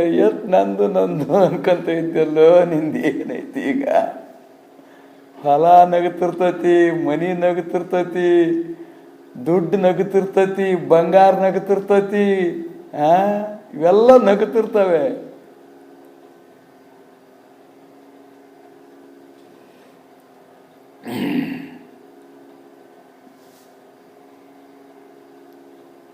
ಹಾಳಾಗಿ ಹತ್ತಿ ಬಿತ್ತನ್ನು ನೋಡಿದ್ರೆ ನಾವು ನಗೋದಿಲ್ಲ. ಏನಾರ ಮಾಡಿ ಹಾಳಾಗಿಬಿಟ್ಟಿರ್ತಾನಲ್ಲ, ಎಲ್ಲ ಹೋಗಿ ಕಳ್ಕೊಂಡು ಅವ್ರ ಮನೆಗೆ ಇವ್ರ ಮನೆಗೆ ಒಟ್ಟು ತಿರ್ಕೊಂಡು ತಿಂತಿರ್ತಾನಲ್ಲ, ಅವ್ನು ನೋಡಿ ನಗಲ್ಲ ನಾವು. ಹಂಗೆ ಒಟ್ಟು ಬಿಟ್ಟು ಪರದೇಶಿಯಾಗಿ ಒಬ್ಬನ ಹೋಗ್ತಿರ್ತೀಯಲ್ಲ, ಯಮನ ಹಾಳು ಎಳ್ಕೊಂಡು ಹೋಗ್ಬೇಕಾರ ಅವು ಮತ್ತೆ ನಗದಲ್ವ ಇವು? ಯಾವ ಒಂದೂ ಬರಲಿಲ್ಲಲ್ಲ ನಿನ್ನ ಸಹಾಯಕ್ಕೆ ಅಂತೇಳಿ ನಗ್ತಿರ್ತವೆ. ಎಲ್ಲವೂ ನಗ್ತವೆ ನಮ್ಮನ್ನು ನೋಡಿ.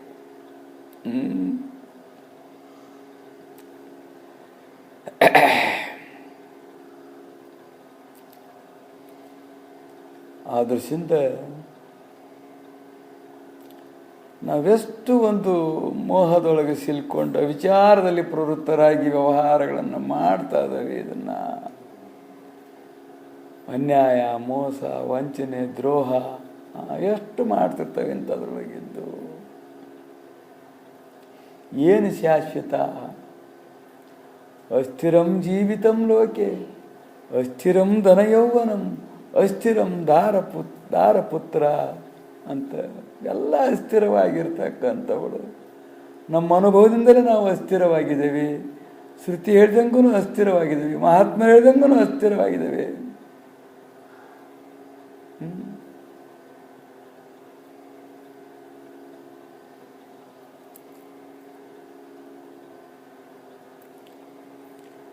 ಆದ್ರಿಂದ ಇದರೊಳಗೆ ಸ್ಥಿರ ಬುದ್ಧಿ ಅನ್ನುವಂಥದ್ದು ಬಿಟ್ಟು ಬಿಟ್ರೆ ನಾವು ಖಂಡಿತವಾಗಿಯೂ ಬಹುದುಕ್ಕಿಂದ ಪಾರ ಆಗ್ತಕ್ಕಂಥದ್ದು. ಅದನ್ನೇ ಸದ್ಗುರುವು ಉಪದೇಶ ಮಾಡುತ್ತಿರುವನೇ ಹೊರತು ದುಃಖ ಕೊಡತಕ್ಕಂಥದ್ದನ್ನು ಎಂದೂ ಯಾರೂ ಯಾವಾಗಲೂ ಗುರುವಾದವನು ಉಪದೇಶ ಮಾಡುವುದಿಲ್ಲ. ಅವನು ರಕ್ಷಣೆ ಮಾಡುವನೇ ಹೊರತು ನಮ್ಮನ್ನು ಮೋಕ್ಷಕ್ಕೆ ಒಯ್ಯುವನೇ ಹೊರತು ಇನ್ಯಾವುದಕ್ಕೂ ಅವನು ನರಕ ಮೊದಲಾದಂಥವಳಿಗೆ ಕಳಿಸುವನಲ್ಲ ಎನ್ನುವಂಥ ವಿಷಯವನ್ನೇ ಹಿಂದಿನ ಪ್ರಸಂಗದಲ್ಲಿ ಮನವರಿಕೆ ಮಾಡಿದರು. ಅದನ್ನೇ ಸ್ಮರಣಕ್ಕೆ ತಂದು ಸದ್ಯ ಪ್ರಾಪ್ತವಾಗಿರುವಂಥ ಅಧ್ಯಾಯದಲ್ಲಿ ಪ್ರವೃತ್ತಿ.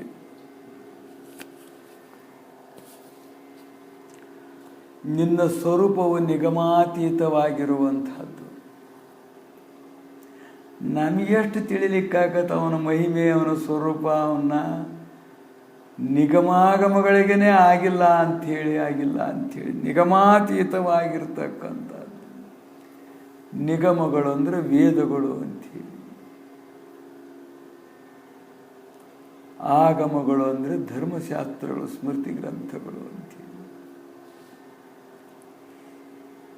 ಅದಕ್ಕೆ ಚಿತ್ ಸ್ವರೂಪವೆನ್ನುತ್ತಾರೆ. ಇದೆಲ್ಲದಕ್ಕೂ ಅತೀತವಾಗಿರುವಂತಹದ್ದು ಯಾವುದು? ಅದು ಚಿತ್ ಸ್ವರೂಪ, ಅದು ಸತ್ ಸ್ವರೂಪ, ಅದು ಆನಂದ ಸ್ವರೂಪ, ಅದು ನಿತ್ಯ ಪೂರ್ಣ ಸ್ವರೂಪ ಅನ್ನುತ್ತಾರೆ. ಆ ನಿನ್ನ ಸ್ವರೂಪವು ಜಗನ್ಮಯವಾಗಿದ್ದರೂ ಕೂಡ ನಿರ್ಲೇಪನಾಗಿರುವಂಥವು ನಿರ್ವಿನೀನು. ಆಕಾಶ ಎಲ್ಲ ಕಡೆಗೂ ಐತಿ, ಇದ್ರೂ ಹೆಂಗೈತಿ ಅಂದ್ರೆ ಅದು ನಿರ್ಲೇಪ ಐತಿ. ಒಲೆಯಾಗಿದ್ದು ಉರಿ ಹಚ್ಕೊಂಡಿಲ್ಲ, ಬಸಲ್ ಮನೆಯಾಗಿದ್ದು ರೊದ್ದು ಹಚ್ಕೊಂಡಿಲ್ಲ, ದೇವ್ರ ಮನೆಯಾಗಿದ್ದು ಸುಗಂಧ ಹಚ್ಕೊಂಡಿಲ್ಲ. ಎಲ್ಲಿ ಏನದಕ್ಕೆ ಮೈಲಿ ಮತ್ತು ಅದು ಇಲ್ದಲೆ ಯಾವುದರ ಜಾಗ ಐತೇನು ಅಂದರೆ ಇಲ್ದಲೆ ಯಾವ ಜಾಗವಿಲ್ಲವೇ ಇಲ್ಲ. ಭೂಮಿ ಇಲ್ದಲೆ ಇರುವ ಜಾಗ ಐತಿ, ನೀರಿನೊಳಗೆ ಗಾಳಿಲ್ಲದ ಜಾಗ ಐತಿ, ಹೋಗಿದ್ವಲ್ಲ ಆಕ್ಸಿಜನ್ ಇದ್ದದಿಲ್ಲ. ಜಲ ಇಲ್ಲದ್ದೈತಿ, ಭೂಮಿ ಇಲ್ಲದ್ದೈತಿ, ವಾಯು ಇಲ್ಲದ್ದೈತಿ, ಅಗ್ನಿ ಇಲ್ಲದ್ದೈತಿ. ಆದರೆ ಆಕಾಶ ಇಲ್ಲದ್ದೆಲ್ಲರ ಐತಿ ಏನು ಅಂದರೆ ಇಲ್ಲ, ಆಕಾಶ ಇಲ್ಲದ್ದಿಲ್ಲವೇ ಇಲ್ಲ. ನಾವು ಗುದ್ದಾಡೋದು ಯಾಕಂದ್ರೆ ಭೂಮಿ ನೀರಿಗೆ ಅಷ್ಟೇ ಗುದ್ದಾಡ್ತವೆ. ಆಕಾಶ ಏನಾರ ಭಾಗ ಮಾಡ್ತವೆ, ಇದು ಆ ದೇಶದ್ದು ಈ ದೇಶದ್ದು ಅಂತೇಳಿ. ಇದು ಚೈನಾದ್ದು, ಇದು ಭಾರತದ್ದು ಅಂತ ಆಕಾಶ ಭಾಗ ಮಾಡ್ತವೇನು? ನೀನು ಗಾಳಿ ಅಲ್ಲೇ ಇರು, ಇಲ್ಲಿ ಬರಬೇಡ ನಿನ್ನ ಗಾಳಿ ಅಂತ.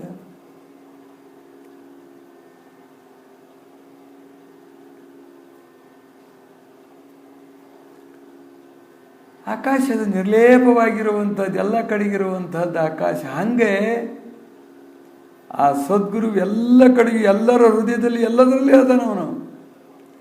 ಆದರೆ ಅವರ ಹೃದಯದ ಏನು ದುಸ್ಸಂಗ ಸತ್ಸಂಗ ಅವನು ಹಚ್ಕೊಂಡಾನಂದ್ರೆ ದುಸ್ಸಂಗ ಸತ್ಸಂಗ ಏನು ಹಚ್ಕೊಂಡಲ್ಲ ಅವನು ಅಂತ. ಎದುರಾಗಿದ್ರೂ ಕೂಡ ಏನು ಹಚ್ಕೊಂಡಲ್ಲ ಅವನು ಅಂಥೇಳಿ ನಿರ್ಲೇಪಕನಾಗಿರ್ತಕ್ಕಂಥವನು. ಪಾಪ ಪುಣ್ಯಗಳು ಅವನಿಗೆ ಹತ್ತುವುದಿಲ್ಲ. ಆಕಾಶದ ಪುಣ್ಯನೂ ಮಾಡ್ತೇವೆ, ಪಾಪನೂ ಮಾಡ್ತೇವೆ. ನಾವು ಮಾಡಿದ ಪಾಪನೂ ಹಚ್ಕೊಳ್ಳೋದಲ್ಲ ಅದು, ನಾವು ಮಾಡಿದ ಪುಣ್ಯನೂ ಹಚ್ಕೊಳ್ಳೋದಲ್ಲ ಅದು. ಎರಡಕ್ಕೂ ಅದು ಅವಕಾಶ ಕೊಟ್ಟದ ಅಷ್ಟೇ. ನೀವು ಮಾಡಕ್ಕೆ, ನೀವು ಪುಣ್ಯನಾರ ಮಾಡ್ಬೋದು, ಪಾಪನಾರ ಮಾಡ್ಬೋದು. ನಿಮ್ಗೆ ಅವಕಾಶ ಕೊಟ್ಟದ್ದು ಓಡಾಡಕ್ಕೆ, ಮಾಡಕ್ಕೆ, ಇರಕ್ಕೆ, ಇದೆಲ್ಲ ಅವಕಾಶ ಕೊಟ್ಟದ್ದು ಆಕಾಶ. ಆಕಾಶ ನಮಗೆ ಅವಕಾಶ ಕೊಟ್ಟದೆ ಅಂತ ಅದವು ನಾವು. ಆಕಾಶ ಅವಕಾಶ ಕೊಟ್ಟಿದ್ರೆ ನಮ್ಗೆ ಇರೋಕ್ಕಾಗೋದಿಲ್ಲ. ಇರ್ಲಿಕ್ಕೆ ಆಕಾಶನೇ ಅವಕಾಶ ಕೊಟ್ಟಿರ್ತಕ್ಕಂಥ. ಆದರೆ ನಾವು ಮಾಡ್ತಕ್ಕಂಥ ಕರ್ಮನೇನಾದರೂ ಅದಕ್ಕೆ ಅವನು ಅವಕಾಶ ಕೊಟ್ಟದಾನ, ಅದಕ್ಕೆ ಮಾಡಿದ್ವಿ. ಬೇರೆದ್ರಾಗ ಅವಕಾಶ ಮಾಡಿದ್ವಿ. ಅವ್ರು ಹೇಳಿದ್ರಪ್ಪ ಅದಕ್ಕೆ ಕೊಂದ್ವಿ, ಅವ್ರು ಹೇಳಿದ್ರಪ್ಪ ಅದಕ್ಕೆ ಕಳ್ತನ ಮಾಡಿದ್ವಿ, ಅವರು ಬಲ ಇದ್ದದಕ್ಕೆ ಹಿಂಗೆ ಮಾಡಿದ್ವಿ ಅಂತಿರ್ತಾವೆ ನಾವು. ಆದರೆ ಇದರಾಗ ಹಿಂಗೇನಾರ ಅದು ಮಾಡಿದ್ರೆ ಅವ್ರಿಗೆ ಸಂಬಂಧ ಆಕತ್ತದು. ಹೇಳಿದರಿಗೆ ಮಾಡಿದರಿಗೆ ಅದೆಲ್ಲ ಬರ್ತದೆ ಸಂಬಂಧ, ಪಾಪ ಸಂಬಂಧ. ಆದರೆ ಇದರಾಗ ಈ ಅವಕಾಶ ಕೊಟ್ಟಿದ್ರಾಗ ಇದಕ್ಕೆ ಯಾವ ಸಂಬಂಧವೂ ಆಗ್ತಕ್ಕಂಥದ್ದು ಆಗುವುದಿಲ್ಲ ಆಕಾಶಕ್ಕೆ. ಆದ್ದರಿಂದ ಶಬ್ದಗಳು ಘಟಾಟೋಪಗಳು. ಏನು ಶಬ್ದ ಪ್ರಯೋಗ ಮಾಡಿದ್ರೆ ಘಟಾಟೋಪಗಳು ಶಬ್ದಗಳು ಏನೇ ಅದಾವಂದ್ರೆ ಅವೆಲ್ಲ ಶಬ್ದ ಮಾಯಾ. ಶಬ್ದ ಮಾಯಾ ಅದು. ಆದ್ದರಿಂದ ಘಟಾಟೋಪಗಳಾಗಿರ್ತಕ್ಕಂಥವುಗಳು, ಕಲ್ಪಿತವಾಗಿರ್ತಕ್ಕಂಥವಳು. ಕೊನೆಗೆಲ್ಲ ಕಲ್ಪಿತ. ಅವು ಬರೀ ವಾಚಾರಂಭಣ ಅನ್ನಲ್ಪಡುತ್ತದೆ. ನಿರ್ವಿಕಾರವಾದ ಚೈತನ್ಯವು ಇದಕ್ಕೆಲ್ಲ ಅತೀತವಾಗಿರುವಂಥದ್ದು. ಜ್ಞಾನ ಕೇಳ ಕಲ್ಪನೆ ಸುಖದೇಶಿಲ ಚಿತ್ತ ಅಂತೇಳಿ. ಜ್ಞಾನನೂ ಕಲ್ಪನಾ, ಅಜ್ಞಾನನೂ ಕಲ್ಪನಾ ಅಂತೇಳಿ. ಅಜ್ಞಾನ ದೃಷ್ಟಿಯಿಂದ ಜ್ಞಾನ ಕಲ್ಪನಾ, ಜ್ಞಾನ ದೃಷ್ಟಿಯಿಂದ ಎರಡೂ ಕಲ್ಪನೆಗಳು ಕೊನೆಗೆ ಅಂತೇಳಿ.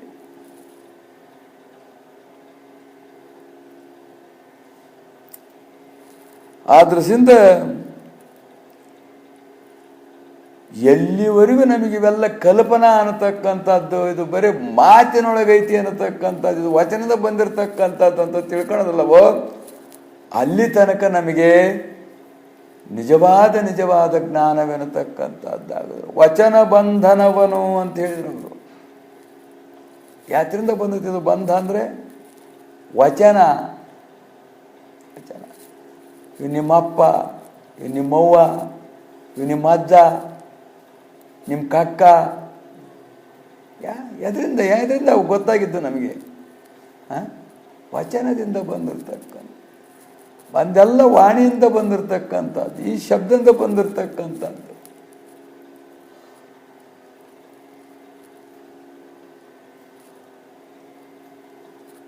ಪಾಂಡವರಿಗೂ ಕೌರವರಿಗೂ ಬಹಳಷ್ಟು ಮತ್ಸರ ಬಂದದ್ದು. ಯಾಕಂದರೆ ಕುರುಡನ ಮಗ ಕುರುಡ ಅಂದದ್ದು ಹಾಸ್ಯನೇ, ಗಹಗಹಿಸಿನಕ್ಕಿದ್ದೇ ಈ ಶಬ್ದವೇ ಬಹಳಷ್ಟು ಕಾರಣವಾಗಿ ಹೋಗ್ಬಿಡ್ತದಕ್ಕೆ.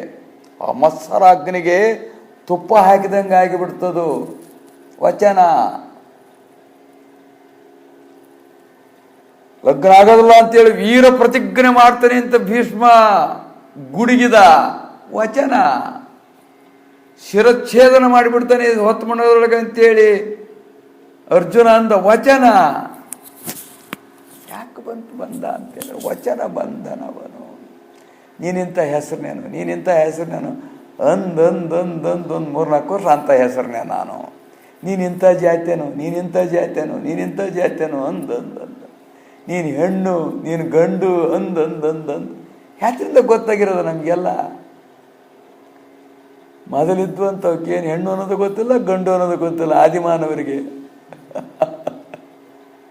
ಈಗ ಭಾರಿ ಓದಿದ ಮಾನವರಿಗೆಲ್ಲ ಗೊತ್ತಾಗ್ತೈತಿ. ಈಗ ಆದಿಮಾನವ್ರಿಗೆ ಏನು ಕಲ್ಪನೆ ಇದ್ದಿಲ್ಲ ಅವಕ್ಕೆ. ಆ ದೃಷ್ಟಿಯಿಂದ ನಿರ್ವಾಣ ಸ್ಥಿತಿಯನ್ನು ಜೀವನು ಹೊಂದಿ ದ್ವೈತ ಭಾವವನ್ನು ಕಳ್ಕೊಳ್ಳುವಂಥವನಾಗುವನು. ಈ ರೀತಿಯಾಗಿರುವಂಥ ನಮಗೆ ಇದು ಕಲ್ಪನಾ ಅನ್ನತಕ್ಕಂಥದ್ದು. ಅವರು ನೆನಸಿನ ಕೀಳ ಜಗವೆಲ್ಲ ಪುಷಿ ಕನಸಿನಂದದಿ ನಿತ್ಯವಲ್ಲ ಅಂತ ಹೇಳಿದರು. ಮಿಥ್ಯಾ ಅನ್ನತಕ್ಕಂಥದ್ದು. ವಿಷಮ ಸಂಸಾರವಿದನು ಕನಸು ಎಂದು ಅರಿ ಅಂದ್ರು ಅವರು. ಮಿಥ್ಯಾ ಅಂತ ತಿಳಿ ಅಂತ ಹೇಳಿದ್ರು ಅವರು. ಆ ದೃಷ್ಟಿಯಿಂದ ಈ ನಿರ್ವಾಣ ಸ್ಥಿತಿ ಅನ್ನುವಂಥದ್ದು, ಇದು ಮಿಥ್ಯಾ ಅನ್ನುವಂಥದ್ದು ನಮಗೆ ಗೊತ್ತಾಗಲಿಲ್ಲ, ಗಟ್ಟಿ ಆಗಲಿಲ್ಲ ಅಂದರೆ ದ್ವೈತವೆನ್ನುವಂಥದ್ದು. ಈಗ ಯಾಕೆ ದ್ವೈತ ಬಂದತಿ? ಈಗ ಅಂದ್ರೆ ನಮಗೆ ಸತ್ಯ ಅಂದ ದೃಷ್ಟಿಯಿಂದ ಬಂದ ದ್ವೈತ. ಇವು ಮಿಥ್ಯಾ ಅಂದ ಬಳಕ ದ್ವೈತ ಬರೋದೇ ಅಲ್ಲ. ಅದರೊಳಗೆಲ್ಲ ಮಿಥ್ಯಾ ಅಂದ ಬಳಕ. ಆದ್ರಿಂದ ಬ್ರಹ್ಮಜ್ಞಾನದ ಮಹಿಮೆ ಅನ್ನತಕ್ಕಂಥ ಅಗಾಧವಾಗಿರುವಂತಹದ್ದಾಗಿರುವುದು. ಎಲ್ಲ ಭ್ರಮ ಕಳೆತದಲ್ಲ. ನಮ್ಮ ಅನಿಷ್ಠತೆಯನ್ನು ನಮ್ಮೆಲ್ಲದನ್ನು ನಿವೃತ್ತಿ ಮಾಡಿ ಬ್ರಹ್ಮಾನಂದದಲ್ಲಿ ತಾನು ಮುಳುಗಿಸುವಂಥದ್ದಾಗಿದ್ದರಿಂದ ಈ ಬ್ರಹ್ಮಜ್ಞಾನದ ಅದ್ವೈತವಾಗಿರುವಂಥದ್ದೇನಿರುವುದೋ ಇದು ಅಗಾಧವಾಗಿರುವಂಥದ್ದು. ದ್ವೈತದಿಂದಲೇ ಬಂಧ ಎನ್ನುವಂಥದ್ದು ಬಂದಿರುವುದು. ಎಲ್ಲಿವರೆಗೂ ಎರಡೆನ್ನುವಂಥ ಭಾವನೆ ಇರ್ತದೋ ಅಲ್ಲಿವರೆಗೂ ದುಃಖ ಅನ್ನುವಂಥದ್ದು ತಪ್ಪೋದಿಲ್ಲ. ಜಗತ್ತೆಲ್ಲ ಎರಡರ ಮಗ್ಗಿದ್ದಂಗೆ, ಗಂಡ ಹೆಂಡತಿ, ಕತ್ತಲ ಬೆಳಕು, ಸುಖ ದುಃಖ, ಪಾಪ ಪುಣ್ಯ,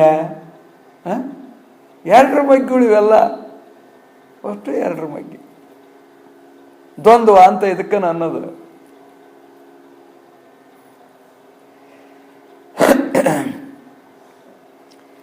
ಎಲ್ಲಿವರೆಗೂ ಇದು ಈ ದ್ವೈತ ಭಾವನೆ ಅನ್ನುವಂಥದ್ದಿರ್ತದೋ ಅಲ್ಲಿವರೆಗೂ ನಮಗೆ ಸುಖವೆನ್ನುವಂಥದ್ದಾಗುವುದಿಲ್ಲ. ಅದು ಯಥಾರ್ಥವಲ್ಲ. ಅದು ಯಥಾರ್ಥವಲ್ಲ. ಅದು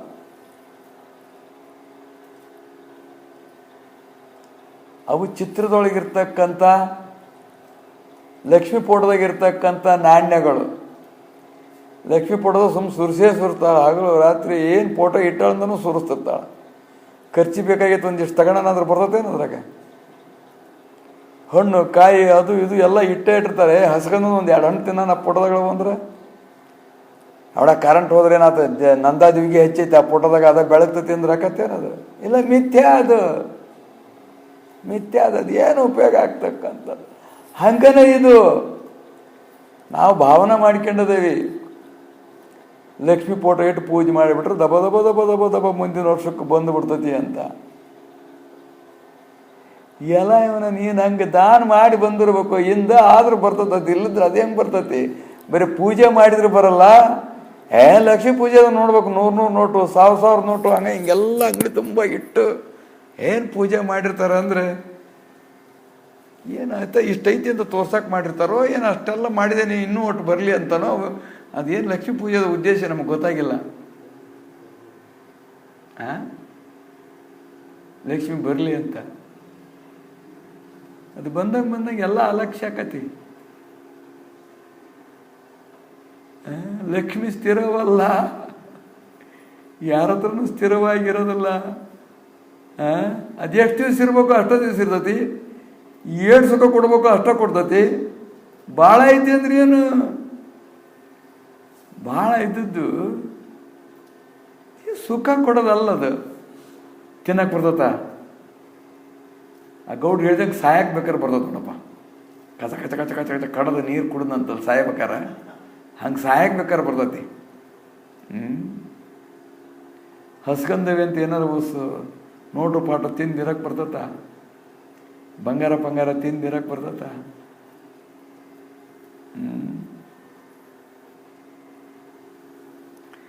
ಭಾರಿ ಬಂಗಾರದ ಆಸೆ ಇತ್ತಂತ. ಯಾರಿಗೆ ಇಲ್ದಷ್ಟು ಬಂಗಾರ ಮಾಡ್ಕೊಂಬಿಡ್ಬೇಕು ನಾನು ಅಂಥೇಳಿ 12 ವರ್ಷ ತಪಸ್ಸು ಮಾಡಿ ಏನು ಬೇಕಪ್ಪ ಅಂತ ಕೇಳಿದಂತ.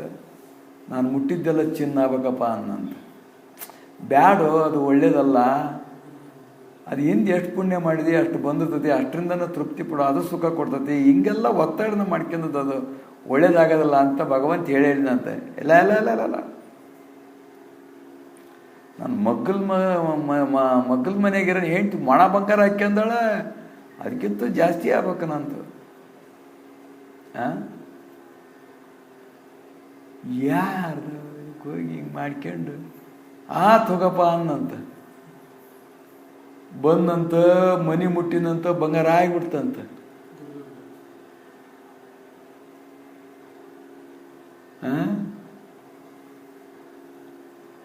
ಅವನು 12 ವರ್ಷ ಆಯ್ತು, ಏನು ಉಂಡಲ್ಲ ಏನಲ್ಲ, ಬರೀ ತರಗೆಲಿ ತಣ್ಣೀರು ಕುಡಿದು ತಪಸ್ಸು ಮಾಡಿ ಬಂದಾನೆ. ಉಣ್ಣಾಕಿಡು ಅಂದಂತೆ. ಆಕೆ ತಗೊಂಬಂದು ಅಡಿಗೆ ಗಿಡಿಗೆ ಎಲ್ಲ ಮಾಡಿ ಬಂಗಾರ ತಟ್ಟೆಗೆಲ್ಲ ಇಟ್ಲಂತ. ಅನ್ನ ಮುಟ್ಟಿನಂತ ಅದು ಬಂಗಾರ ಆಗ್ಬಿಡ್ತಂತೆ. ನೀರು ಕುಡಿಯೋಕೆ ಹೋದ, ಅದು ಬಂಗಾರ ಆಯ್ತು. ಆಮೇಲೆ ಹೆಂಡತಿ ಮುಟ್ಟಿದ, ಅದು ಬಂಗಾರ ನಿಂತ್ಕೊಂಡ್ಬಿಡ್ತು. ಮನೆಯೆಲ್ಲ ಬಂಗಾರ ಆಯ್ತು, ಹೆಂಡತಿ ಎಲ್ಲ ಬಂಗಾರ ಆದ್ಲು, ಅನ್ನೆಲ್ಲ ಬಂಗಾರ ಆಯ್ತು, ಹೊಟ್ಟೆ ಮಾತ್ರ ತುಂಬಲೇ ಇಲ್ಲ. ಏನು ಮಾಡ್ಬೇಕು ಅದನ್ನು? ಮಾಡ್ಕೊಂಬಂದು ಬಂಗಾರ ತಗೊಂಡು ಏನು ಮಾಡ್ಬೇಕು? ಇದ್ದು ಹೆಂಡ್ತಿನೂ ಹೋತು, ಮತ್ತೆ ಯಾರು ಮುಡ್ತಾರ ಅವರು ಬಂಗಾರ ಆಗ್ಬಿಡ್ತಾರ. ಮತ್ತೆ ಯಾವ ಅನ್ನ ಮಾಡ್ತಾನ, ಅದು ಬಂಗಾರ. ಮುಟ್ಟಿದ್ದೆಲ್ಲ ಬಂಗಾರಪ್ಪ, ಏನು ಮುಟ್ತಾನದೆಲ್ಲ ಬಂಗಾರ. ಈಗ ಎಷ್ಟಿರ್ಬೇಕು, ಏಟಿರ್ಬೇಕು, ಅಷ್ಟಿರ್ಬೇಕು. ಅತಿ ಸರ್ವತ್ರ ವರ್ಜಂ ಅಂತ ಹೇಳಿ. ಅದ್ರದಿಂದ ಈ ಭ್ರಮ ಬಿಡಿಸ್ತಕ್ಕಂಥದ್ದು ಯಾರೂ ಭ್ರಮ ಬಿಡಿಸ್ತಕ್ಕಂಥವ್ರಲ್ಲ, ಭ್ರಮ ಹಿಡಿಸ್ತಕ್ಕಂಥವ್ರೆ ಹೊರತು ಜಗತ್ತಿನೊಳಗೆ ಭ್ರಮ ಬಿಡಿಸ್ತಕ್ಕಂಥವ್ರು ಯಾರೂ ಇಲ್ಲವೇ ಇಲ್ಲ. ಆದ್ರಿಂದ ಈ ಭ್ರಮ ಬಿಡಿಸುವಂಥವನಂದರೆ ಸದ್ಗುರು, ಹೆಣ್ಣು ಹೊನ್ನು ಮಣ್ಣು ಅನ್ನುವಂಥ ಇವೇ ಮೂರು ಕಾರಣವಾಗಿರ್ತಕ್ಕಂಥದ್ದು. ಇದರ ಭ್ರಮ ಬಿಡಿಸ್ತಕ್ಕಂಥವನಂದ್ರೆ ಸದ್ಗುರು ಅಂಥೇಳಿ ಅಧ್ಯಾಯದ ಆರಂಭದಲ್ಲಿ ಆ ಸದ್ಗುರುವಿನ ಮಹಿಮೆಯಾಗಿರ್ತಕ್ಕಂಥದ್ದನ್ನು ವಿಶೇಷವಾಗಿ ತಿಳಿದು ಅವನ ಮಹಿಮೆ ಅನ್ನತಕ್ಕಂಥದ್ದು ಶಂಕರ ಪಾರ್ವತಿ ಸಹ ತಿಳಿಯಲಾರರು ಅಂತೇಳಿ ಗ್ರಂಥಕರ್ತ. ಅವನ ಮಹಿಮೆ ಅವ್ರಿಗೂ ಕೂಡ ಗೊತ್ತಾಗ್ತಕ್ಕಂಥದ್ದಾಗಿಲ್ಲ. ಗುರುವಿನ ಮಹಿಮೆ ಗುರುಪುತ್ರರಲ್ಲದೆ ಇನ್ಯಾರಿಗೂ ಗೊತ್ತಾಗ್ತಕ್ಕಂಥದ್ದಾಗುವುದಿಲ್ಲ.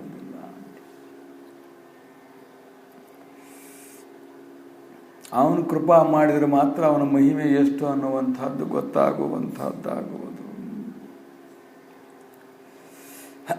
ಆದ್ದರಿಂದ ಅವನು ಒಲಿಬೇಕಾದ್ರೆ, ಅವನು ಕೃಪಾ ಮಾಡಬೇಕಾದ್ರೆ ನಾಮಚಿಂತನೆಯನ್ನು ನಾವು ಹೆಚ್ಚು ಮಾಡ್ತಾ ಇರಬೇಕು. ನಾಮಚಿಂತನೆ, ಶಿವನಾಮ ಚಿಂತನೆ ಅನ್ನತಕ್ಕಂಥದ್ದು ಎಷ್ಟೆಷ್ಟು ಮಾಡ್ತಾ ಮಾಡ್ತಾ ಮಾಡ್ತಾ ಹೋಗ್ತಾವೋ ಅಷ್ಟಷ್ಟು ನಮಗೆ ಮನಸ್ಸು ಶುದ್ಧವಾಗ್ತಕ್ಕಂಥದ್ದಾಗುವುದು. ಗಟ್ಟಿಯಾಗಂದ್ರೆ ವಾಣಿ ಶುದ್ಧಿ ಆಗ್ತಕ್ಕಂಥದ್ದಾಗುವುದು. ಅಭಿಮಾನ ಬಿಟ್ಟು ಮಾಡಿದ್ದೀವಿ ಅಂದರೆ ಎಲ್ಲ ಶುದ್ಧ ಆಗ್ತಕ್ಕಂಥದ್ದಾಗುವುದು. ಅಭಿಮಾನ ಮಾಡಿಕೊಂಡು ಮಾಡಿದ್ದೀವಿ ಅಂದರೆ, ಅಭಿಮಾನಕ್ಕೋಸ್ಕರವಾಗಿ ಮಾಡಿದ್ದೀವಿ ಅಂದರೆ, ಜನರು ಮೆಚ್ಚಲಿ ಅನ್ನುವಂಥದ್ದಕ್ಕೋಸ್ಕರವಾಗಿ ಮಾಡಿದ್ದೀವಿ ಅಂದರೆ, ಒಳಗ ಮನಸ್ಸಿನೊಳಗೆ ಏನೇನೋ ಇಟ್ಕೊಂಡು ಮಾಡಿದ್ದೀವಿ ಅಂದರೆ ಅದು ಉಪಯೋಗ ಆಗ್ತಕ್ಕಂಥದ್ದಾಗೋದಿಲ್ಲ. ಆದ್ದರಿಂದ ಸದ್ಗುರು ನಾಮ ಚಿಂತನೆಯನ್ನು ಹಚ್ಚಬೇಕು. ಅದು ಗುರುನಾಮ ಅನ್ನತಕ್ಕಂಥದ್ದು ಅದು ಬಹಳ ಬಹಳ ಶ್ರೇಷ್ಠವಾಗಿರುವಂಥದ್ದು.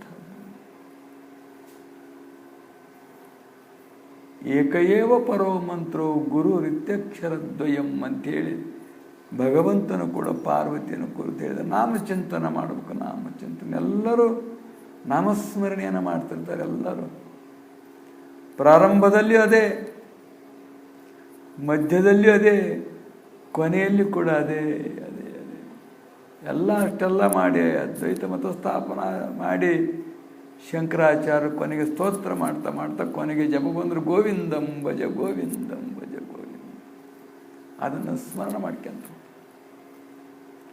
ಎಲ್ಲ ಮಾಡಿ ಬಂದು ಸ್ತೋತ್ರಗಳನ್ನು ಬರೆದು ದಿವ್ಯ ಸ್ತೋತ್ರಗಳನ್ನು ಸ್ತೋತ್ರ ಮಾಡಿದರು. ದೇವಿ ಸ್ತೋತ್ರ ಮಾಡಿದರು, ವಿಷ್ಣು ಸ್ತೋತ್ರ ಮಾಡಿದರು, ಶಂಕರ ಸ್ತೋತ್ರ ಮಾಡಿದರು, ಮಾರ್ಗದರ್ಶಕ ಸ್ತೋತ್ರಗಳನ್ನು ಮಾಡಿದರು, ವೈರಾಗ್ಯ ಸ್ತೋತ್ರಗಳನ್ನು ಮಾಡಿದರು, ಭಕ್ತಿ ಸ್ತೋತ್ರಗಳನ್ನು ಮಾಡಿದರು, ಜ್ಞಾನ ಸ್ತೋತ್ರಗಳನ್ನು ಮಾಡಿದರು. ಆಮೇಲೆ ಜಪ ಮಾಡ್ತಾ ಮಾಡ್ತಾ ಮಾಡ್ತಾ ಮಾಡ್ತಾ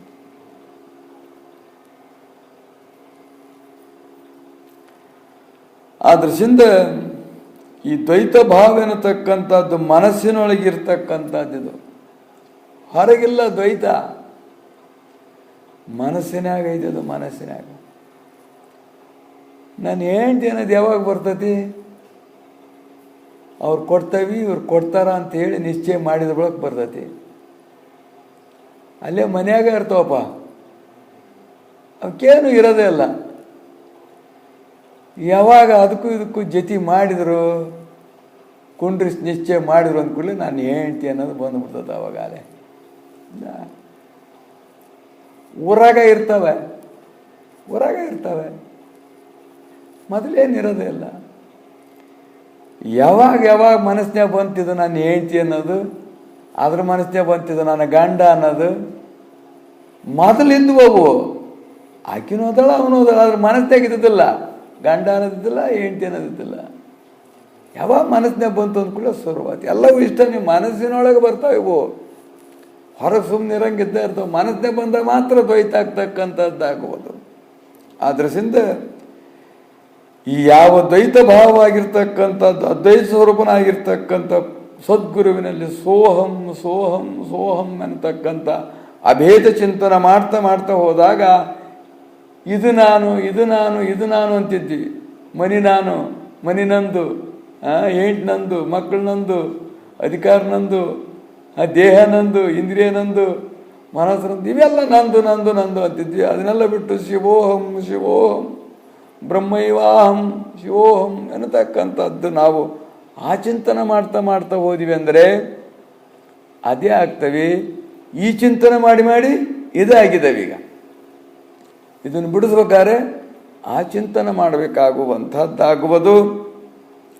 ಆದ್ರಿಂದ ಈ ಪ್ರಕಾರವಾಗಿ ನಾವು ಸಾಕ್ಷಿ ಸ್ವರೂಪದಿಂದ ಒಳಗೆ ಏಕೋಭಾವದಿಂದ ಇದ್ದುಕೊಂಡು ನಾವು ಯಾವಾಗಲೂ ಅಭೇದ ಚಿಂತನವನ್ನು ಮಾಡ್ತಾ ಇದ್ವಿ ಅಂದರೆ ಖಂಡಿತವಾಗಿ ಕೂಡ ಈ ದ್ವೈತವೆನ್ನತಕ್ಕಂಥದ್ದು ನಿರಸನವಾಗುವಂಥದ್ದಾಗೋದು. ಎಲ್ಲವೂ ಆತ್ಮಾಕಾರವಾಗಿ ಬಿಡ್ತಕ್ಕಂಥದ್ದಾಗುವುದು. ಎಲ್ಲವೂ ನನ್ನ ಸ್ವರೂಪವೇ, ನನ್ನ ಹೊರತು ಮತ್ತೊಂದಿಲ್ಲವೇ ಇಲ್ಲ. ಇದು ನಾನು ಭ್ರಮದಿಂದ ಭಿನ್ನವಾಗಿದ್ದು ಅಂಥೇಳಿ ತಿಳ್ಕೊಂಡಿದ್ದೆ ಅಂಥೇಳಿ ಅವನಿಗೆ ಅನುಭವಕ್ಕೆ ಬರುವಂತಹದ್ದಾಗುವುದು. ಈಗ ಹೆಂಗೆ ದ್ವೈತ ಅನುಭವಕ್ಕೆ ಬಂದತೋ ಹಂಗೆ ಅದ್ವೈತ ಅನ್ನುವಂಥದ್ದು ಅನುಭವಕ್ಕೆ ಬರಬೇಕು. ಬರಬೇಕು. ಅಭೇದ ಸ್ಥಿತಿ ಅನ್ನುವಂಥದ್ದು ಅನುಭವಕ್ಕೆ ಬಂದಾಗ ಮಾತ್ರ ಈ ದ್ವೈತವೆನ್ನುವಂಥದ್ದು ನಿರಸನವಾಗುವಂಥದ್ದಾಗುವುದು ಎಂದು ಅಧ್ಯಾಯದ ಆರಂಭದಲ್ಲಿ ಸದ್ಗುರುವಿನ ವಿಶೇಷವಾಗಿರುವಂಥ ಮಹಿಮೆ, ಅವನ ನಿತ್ಯ ನಿರ್ಗುಣ ನಿರಾಕಾರ ನಿರಂಜನ ಪರಿಪೂರ್ಣವಾಗಿರುವಂಥ ಸ್ವರೂಪ, ಅವನ ಉಪದೇಶ ಮಾಡ್ತಕ್ಕಂಥ ಬೋಧಾಮೃತ, ಇವೆಲ್ಲವನ್ನು ನಿರೂಪಣೆ ಮಾಡಿ ಆ ಸದ್ಗುರುವಿನ ಶ್ರೀಚರಣಗಳಿಗೆ ಗ್ರಂಥಕರ್ತರಾಗಿರ್ತಕ್ಕಂಥವ್ರು ನಮಸ್ಕಾರ ರೂಪ ಮಂಗಲವನ್ನು ಅರ್ಪಿಸಿ ಅಧ್ಯಾಯವನ್ನು ಆರಂಭ ಮಾಡುತ್ತಲಿರುವರು.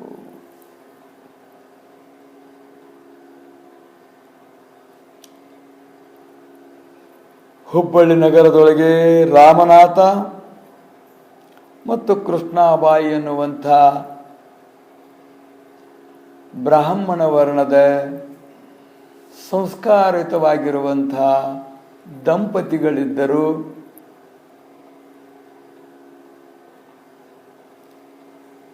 ಆ ಕೃಷ್ಣಾಬಾಯಿಗೆ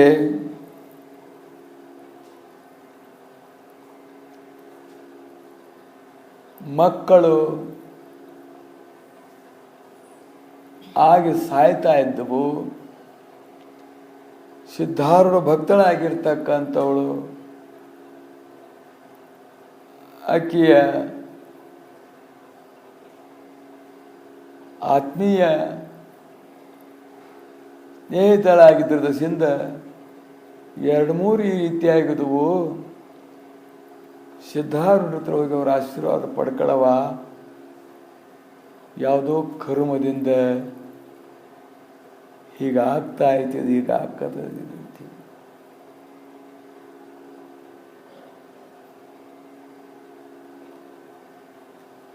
ಏನೇನಾರ ಮಾಡಿಬಿಟ್ಟಿರ್ತಾರೆ ಅವರು ಜನ್ಮಾಂತರದಲ್ಲಿ.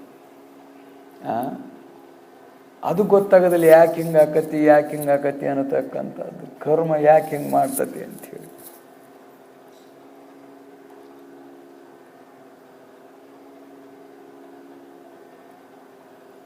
ಆದ್ರದಿಂದ ಅವಾಗ ಹೋಗಿ ಆಕೆ ಒಬ್ಬಕ್ಕೆ ಹೋಗಿ ಸದ್ಗುರುವಿನ ಸೇವಾ ಅದೆಲ್ಲ ಮಾಡ್ತಾ ಒಮ್ಮೆ ಅವರು ಸಂತೋಷವಾಗಿದ್ದಾಗ ಹಿಂಗಾಗ್ತವಪ್ಪ, ತಕ್ಷಣ ಹುಟ್ಟುತ್ತಲೇ ಸತ್ತು ಹೋಗ್ಬಿಡ್ತವೆ. ನೀನು ಅನುಗ್ರಹ ಮಾಡಿ ಪುತ್ರಭಾಗ್ಯವಾಗಿರ್ತಕ್ಕಂಥದ್ದನ್ನು ಕೊಡು ಎಂದು ಪ್ರಾರ್ಥಿಸಿದಾಗ ಆಯಿತು ಅಂತ ಹೇಳಿದರು. ಹರಿಸಿ ಆಶೀರ್ವದಿಸಿದರು. ಶಿವನಾಮ ಸ್ಮರಣೆ ಮಾಡುವಂತೆ ಸಕಾಮದಿಂದ ಹೋದವರಿಗೆ ಎಲ್ಲರಿಗೂ ಏನು ಹೇಳ್ತಿದ್ರು ಅಂದರೆ, ಶಿವನಾಮ ಸ್ಮರಣೆ ಮಾಡು, ಸತ್ಕರ್ಮಗಳನ್ನು ಮಾಡು, ಶಿವಧ್ಯಾನ ಮಾಡು, ಮಾನಸ ಪೂಜಾದಿಗಳನ್ನು ಮಾಡು. ಇವು ಪ್ರಾಯಶ್ಚಿತ್ತ ಕರ್ಮಗಳಿವು. ಏನಿವು ಓದವೆ ಪ್ರಾಯಶ್ಚಿತ್ತ. ಆ ಪ್ರಾಯಶ್ಚಿತ್ತ ಮಾಡೋದ್ರಿಂದ ನಮ್ಮ ಕರ್ಮ ನಾಶವಾಗ್ತದೆ, ಅನುಭವಿಸುವುದರಿಂದ ನಾಶವಾಗ್ತದೆ, ಪ್ರಾಯಶ್ಚಿತ್ತದಿಂದ ನಾಶವಾಗ್ತದೆ. ಎರಡೇ ರೀತಿಯಾಗಿ ನಾಶವಾಗೋದು ಕರ್ಮ, ಇನ್ನು ಬೇರೆ ರೀತಿ ನಾಶ ಆಗೋದೇ ಇಲ್ಲ. ಅನುಭವಿಸಿ ತೀರ್ಸ್ಕೋಬೇಕು, ಪ್ರಾಯಶ್ಚಿತ್ತ ಮಾಡ್ಕೊಂಡು ತೀರ್ಸ್ಕೋಬೇಕು. ಕೆಲವು ಪ್ರಾಯಶ್ಚಿತ್ತದಿಂದ ಹೋಗ್ತವೆ, ಪ್ರಬಲವಾಗಿದ್ದವು ಎಂಥ ಪ್ರಾಯಶ್ಚಿತ್ತ ಮಾಡ್ಕೊಂಡ್ರು ಕೂಡ ಹೋಗೋದಿಲ್ಲ.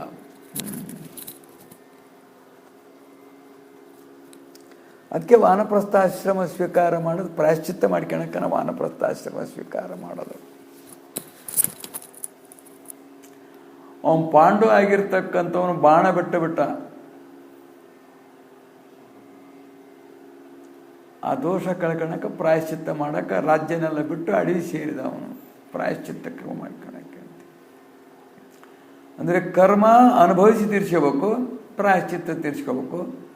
ಪ್ರಾಯಶ್ಚಿತ್ತ ಅನ್ನತಕ್ಕಂಥದ್ದು ಅದರೊಳಗೂ ಕೂಡ ಭಾಳಷ್ಟು ನಮೂನೆಗಳಿದಾವೆ, ಅವನು ಮಾಡಬೇಕು ಅಂಥೇಳಿ. ಯಾವುದಾದ್ರೂ ದಾನ ತಗೊಂಡ ಬಳಿಕ ಪ್ರಾಯಶ್ಚಿತ್ತ ಮಾಡ್ಕೋಬೇಕು ಅಂತ ಇರ್ತದೆ, ಅದೊಂದು ಪಾಪ ಇರ್ತದೆ. ಅದು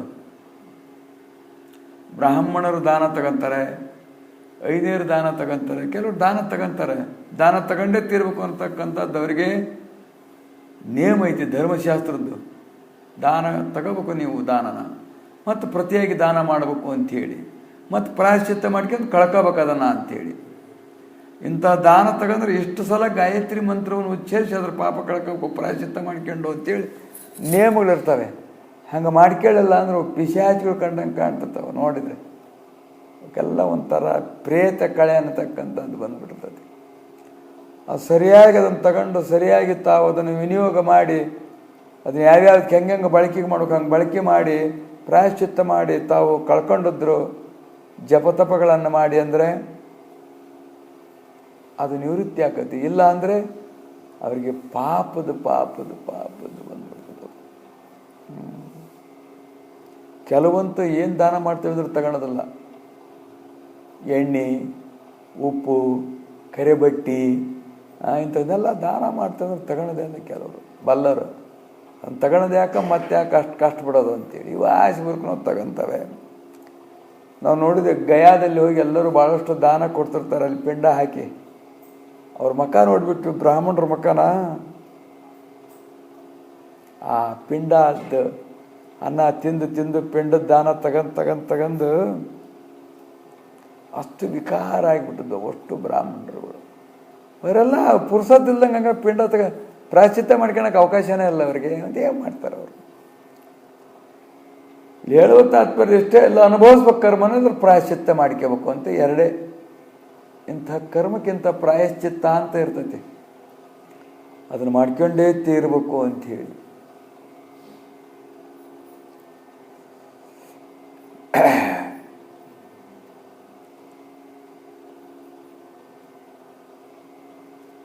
ಅವಾಗ ಆ ರೀತಿಯಾಗಿ ಶಿವನಾಮ ಸ್ಮರಣೆ ಮಾಡು, ಶಿವಧ್ಯಾನ ಮಾಡು, ಶಿವಪೂಜೆ ಮಾಡು ಅಂಥೇಳಿ ಹೇಳಿದರು. ಆ ರೀತಿ ಮಾಡ್ತಾ ಹೋದಾಗ ಮಗ ಹುಟ್ಟಿದ, ಭಾಳಷ್ಟು ಸಂತೋಷವಾಯಿತು. ಬದುಕಿದ, ಇನ್ನೂ ಸಂತೋಷವಾಯಿತು. ಉಪನಯನ ಕಾಲದಲ್ಲಿ ಸಿದ್ಧಾರೂಢರನ್ನು ಕರೆಸಿ ನಾನು ಅವರ ಅನುಗ್ರಹ ಆಶೀರ್ವಾದದಿಂದ ಪ್ರಾಪ್ತವಾಗಿರ್ತಕ್ಕಂಥದ್ದು ಮಗು. ಅವರನ್ನು ಕರೆಸಿ ಪೂಜೆ ಮಾಡಿ ಅವನಿಗೆ ಆಶೀರ್ವಾದ ಮಾಡಿಸಿ ಅವನಿಗೆ ಉಪನಯನ ಸಂಸ್ಕಾರ ಕೊಡಿಸ್ಬೇಕು ಅಂತೇಳಿ ಹರಕೆ ಹೊತ್ತಿದ್ಲಾಕಿ ಕೃಷ್ಣಬಾಯಿ ಅನ್ನುವಂಥವಳು ಗಂಡನಿಗೆ ಗೊತ್ತಿಲ್ದಂಗೆ. ಅವನು ಮತಾಭಿಮಾನಿ, ನಾವು ಬ್ರಾಹ್ಮಣರು ಅಂಥೇಳಿ ಅವನಿಗೆ ನಮಗಿಂತೂ ಹೆಚ್ಚಿನವ್ರು ಯಾರೂ ಇಲ್ಲ.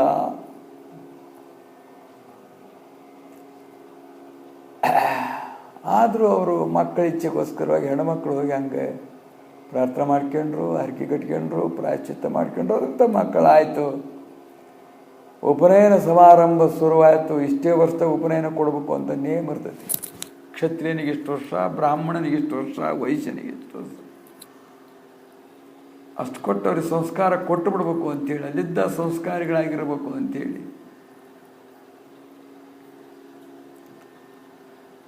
ಆ ರೀತಿ ಸಮಾರಂಭ ಎಲ್ಲ ಏರ್ಪಟ್ಟಿತು. ಎಲ್ಲರಿಗೂ ಹೇಳಿದ, ಇವತ್ತು ನಮ್ಮ ಮಗನ ಉಪನಯನ ಅಂತೇಳಿ ಎಲ್ಲ ಬ್ರಾಹ್ಮಣರಿಗೆ, ಬಂಧು ಬಾಂಧವರಿಗೆ ಏನಿರ್ತಾವೆಲ್ಲ ಸಹ ಕ್ರಮ ಇರ್ತಾವಲ್ಲ, ಆ ರೀತಿಯಾಗಿ ಎಲ್ಲ ವ್ಯವಸ್ಥೆ ಮಾಡಿದ ನಂತರ ತಡ್ಕೊಳ್ಳಾರ್ದೆ ಹೇಳಿಲ್ಲಕ್ಕೆ, ಮಗ ಹುಟ್ಟೋಕ್ಕಿಂತ ಮುಂಚೆ ನಾನು ಸಿದ್ಧಾರೂಢರಿಗೆ ಹರಕೆ ಕಟ್ಕೊಂಡಿದ್ದೆ, ಅದನ್ನು ತೀರಿಸಿದ್ರೆ ನಮ್ಮ ಮಗನಿಗೆ ಒಳ್ಳೇದಾಕತಿ.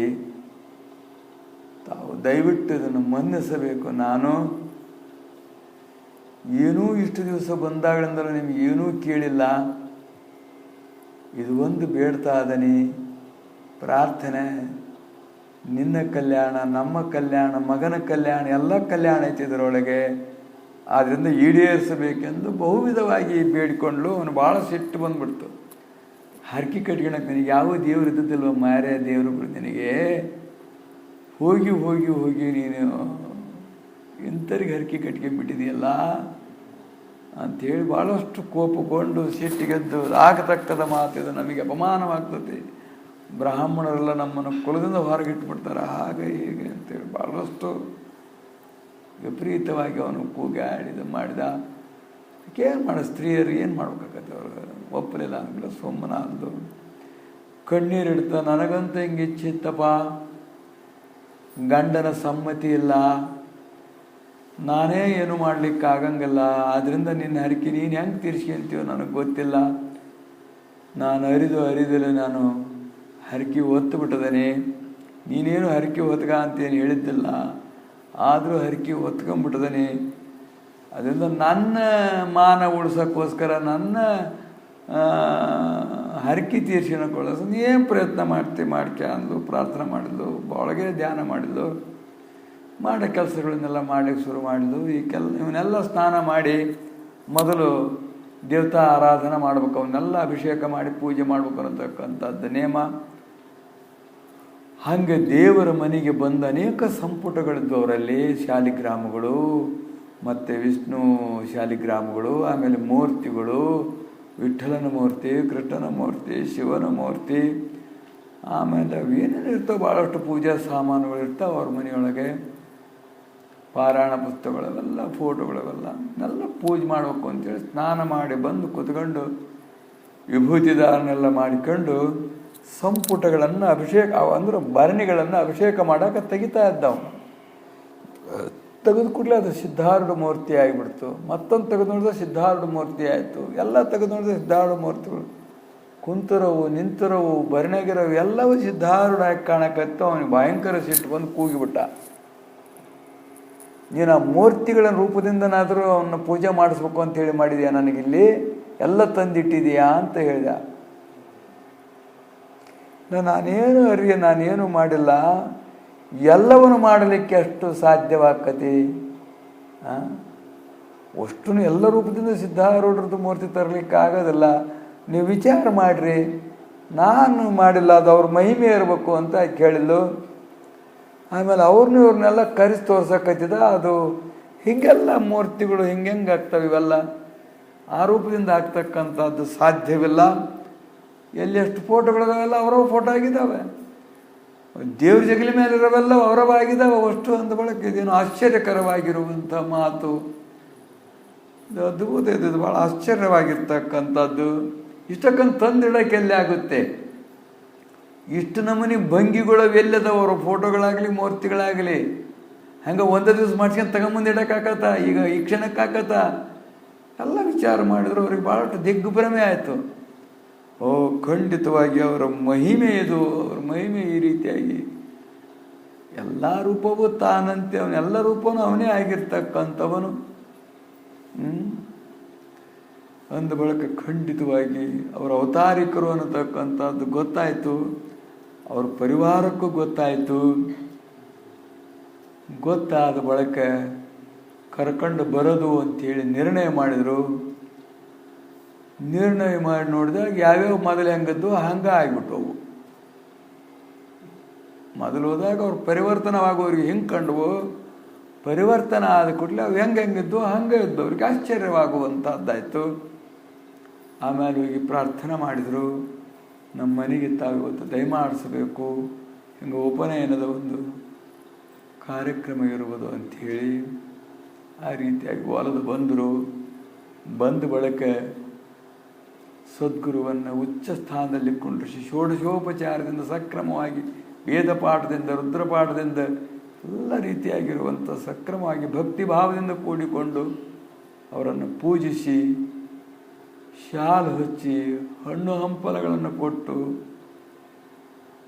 ಮಗನಿಗೆ ಆಶೀರ್ವಾದ ಮಾಡಿಸಿ, ಅನುಗ್ರಹ ಮಾಡಿಸಿ, ಅವರಿಗೆ ಸಂಪೂರ್ಣವಾಗಿ ನಮಸ್ಕಾರ ಹಾಕುವಂಥವರಾದರು. ಸಾಷ್ಟಾಂಗ ನಮಸ್ಕಾರ ಅಂದರೆ ನಿನಗೆ ಅರ್ಪಿತ ಮಾಡೈತಿ ಅನ್ನತಕ್ಕಂಥ ಭಾವ ಇದ್ರೆ ಮಾತ್ರ ಹಾಕ್ಬೇಕು, ಇಲ್ಲದ್ರೆ ಸುಮ್ಮನೆ ನಿಂತ್ಕೊಂಡಿರ್ಬೇಕು ಶಟ್ಕಂದು ಗಳ ಇದ್ದಂಗೆ. ಅರ್ಪಿಸುವ ಭಾವ ಇದ್ದಾಗ ಮಾತ್ರ ಹಾಕ್ಬೇಕು. ಅವ್ರಂಗೆ ಹಾಕಿದ್ರು ಸಾಷ್ಟಾಂಗ ಅಂತೀವಿ.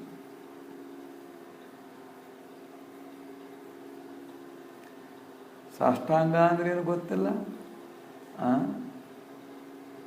ಏನು ಗೊತ್ತೇ ಇಲ್ಲ ಇತ್ತೀಚಿನ ಜನರಿಗೆ.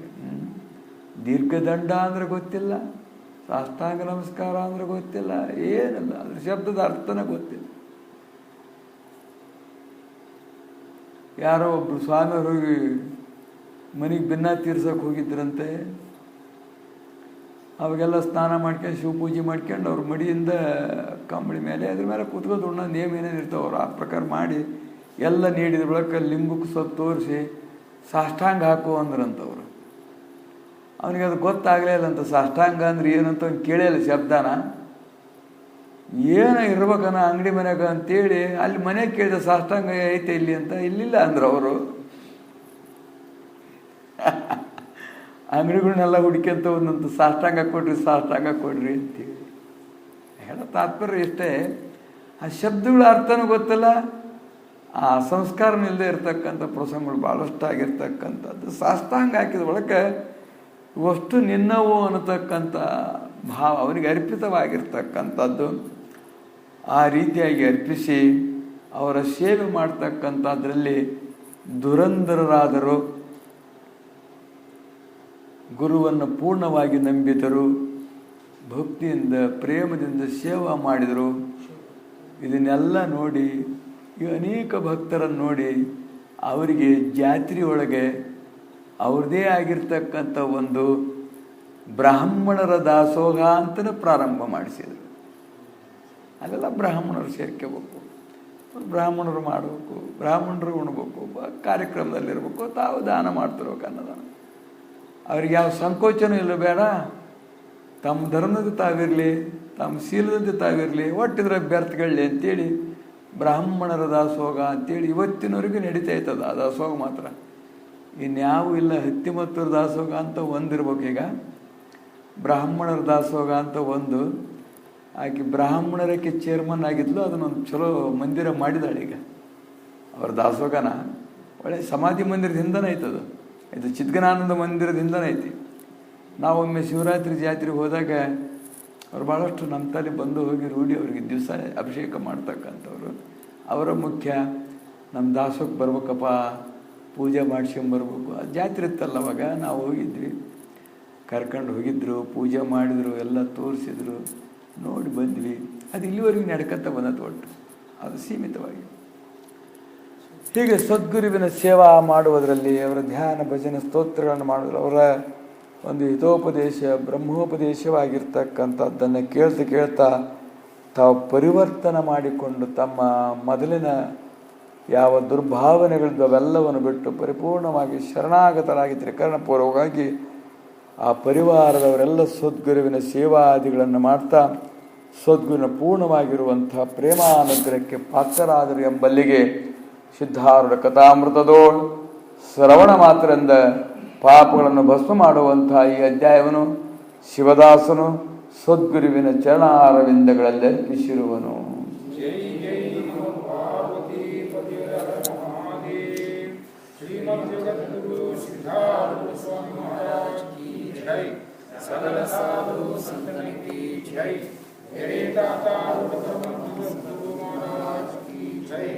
श्री गुरु परमहंस सद्गुरु महाराज की जय। श्री गुरु परमहंस सद्गुरु महाराज की जय। जय जय नमः।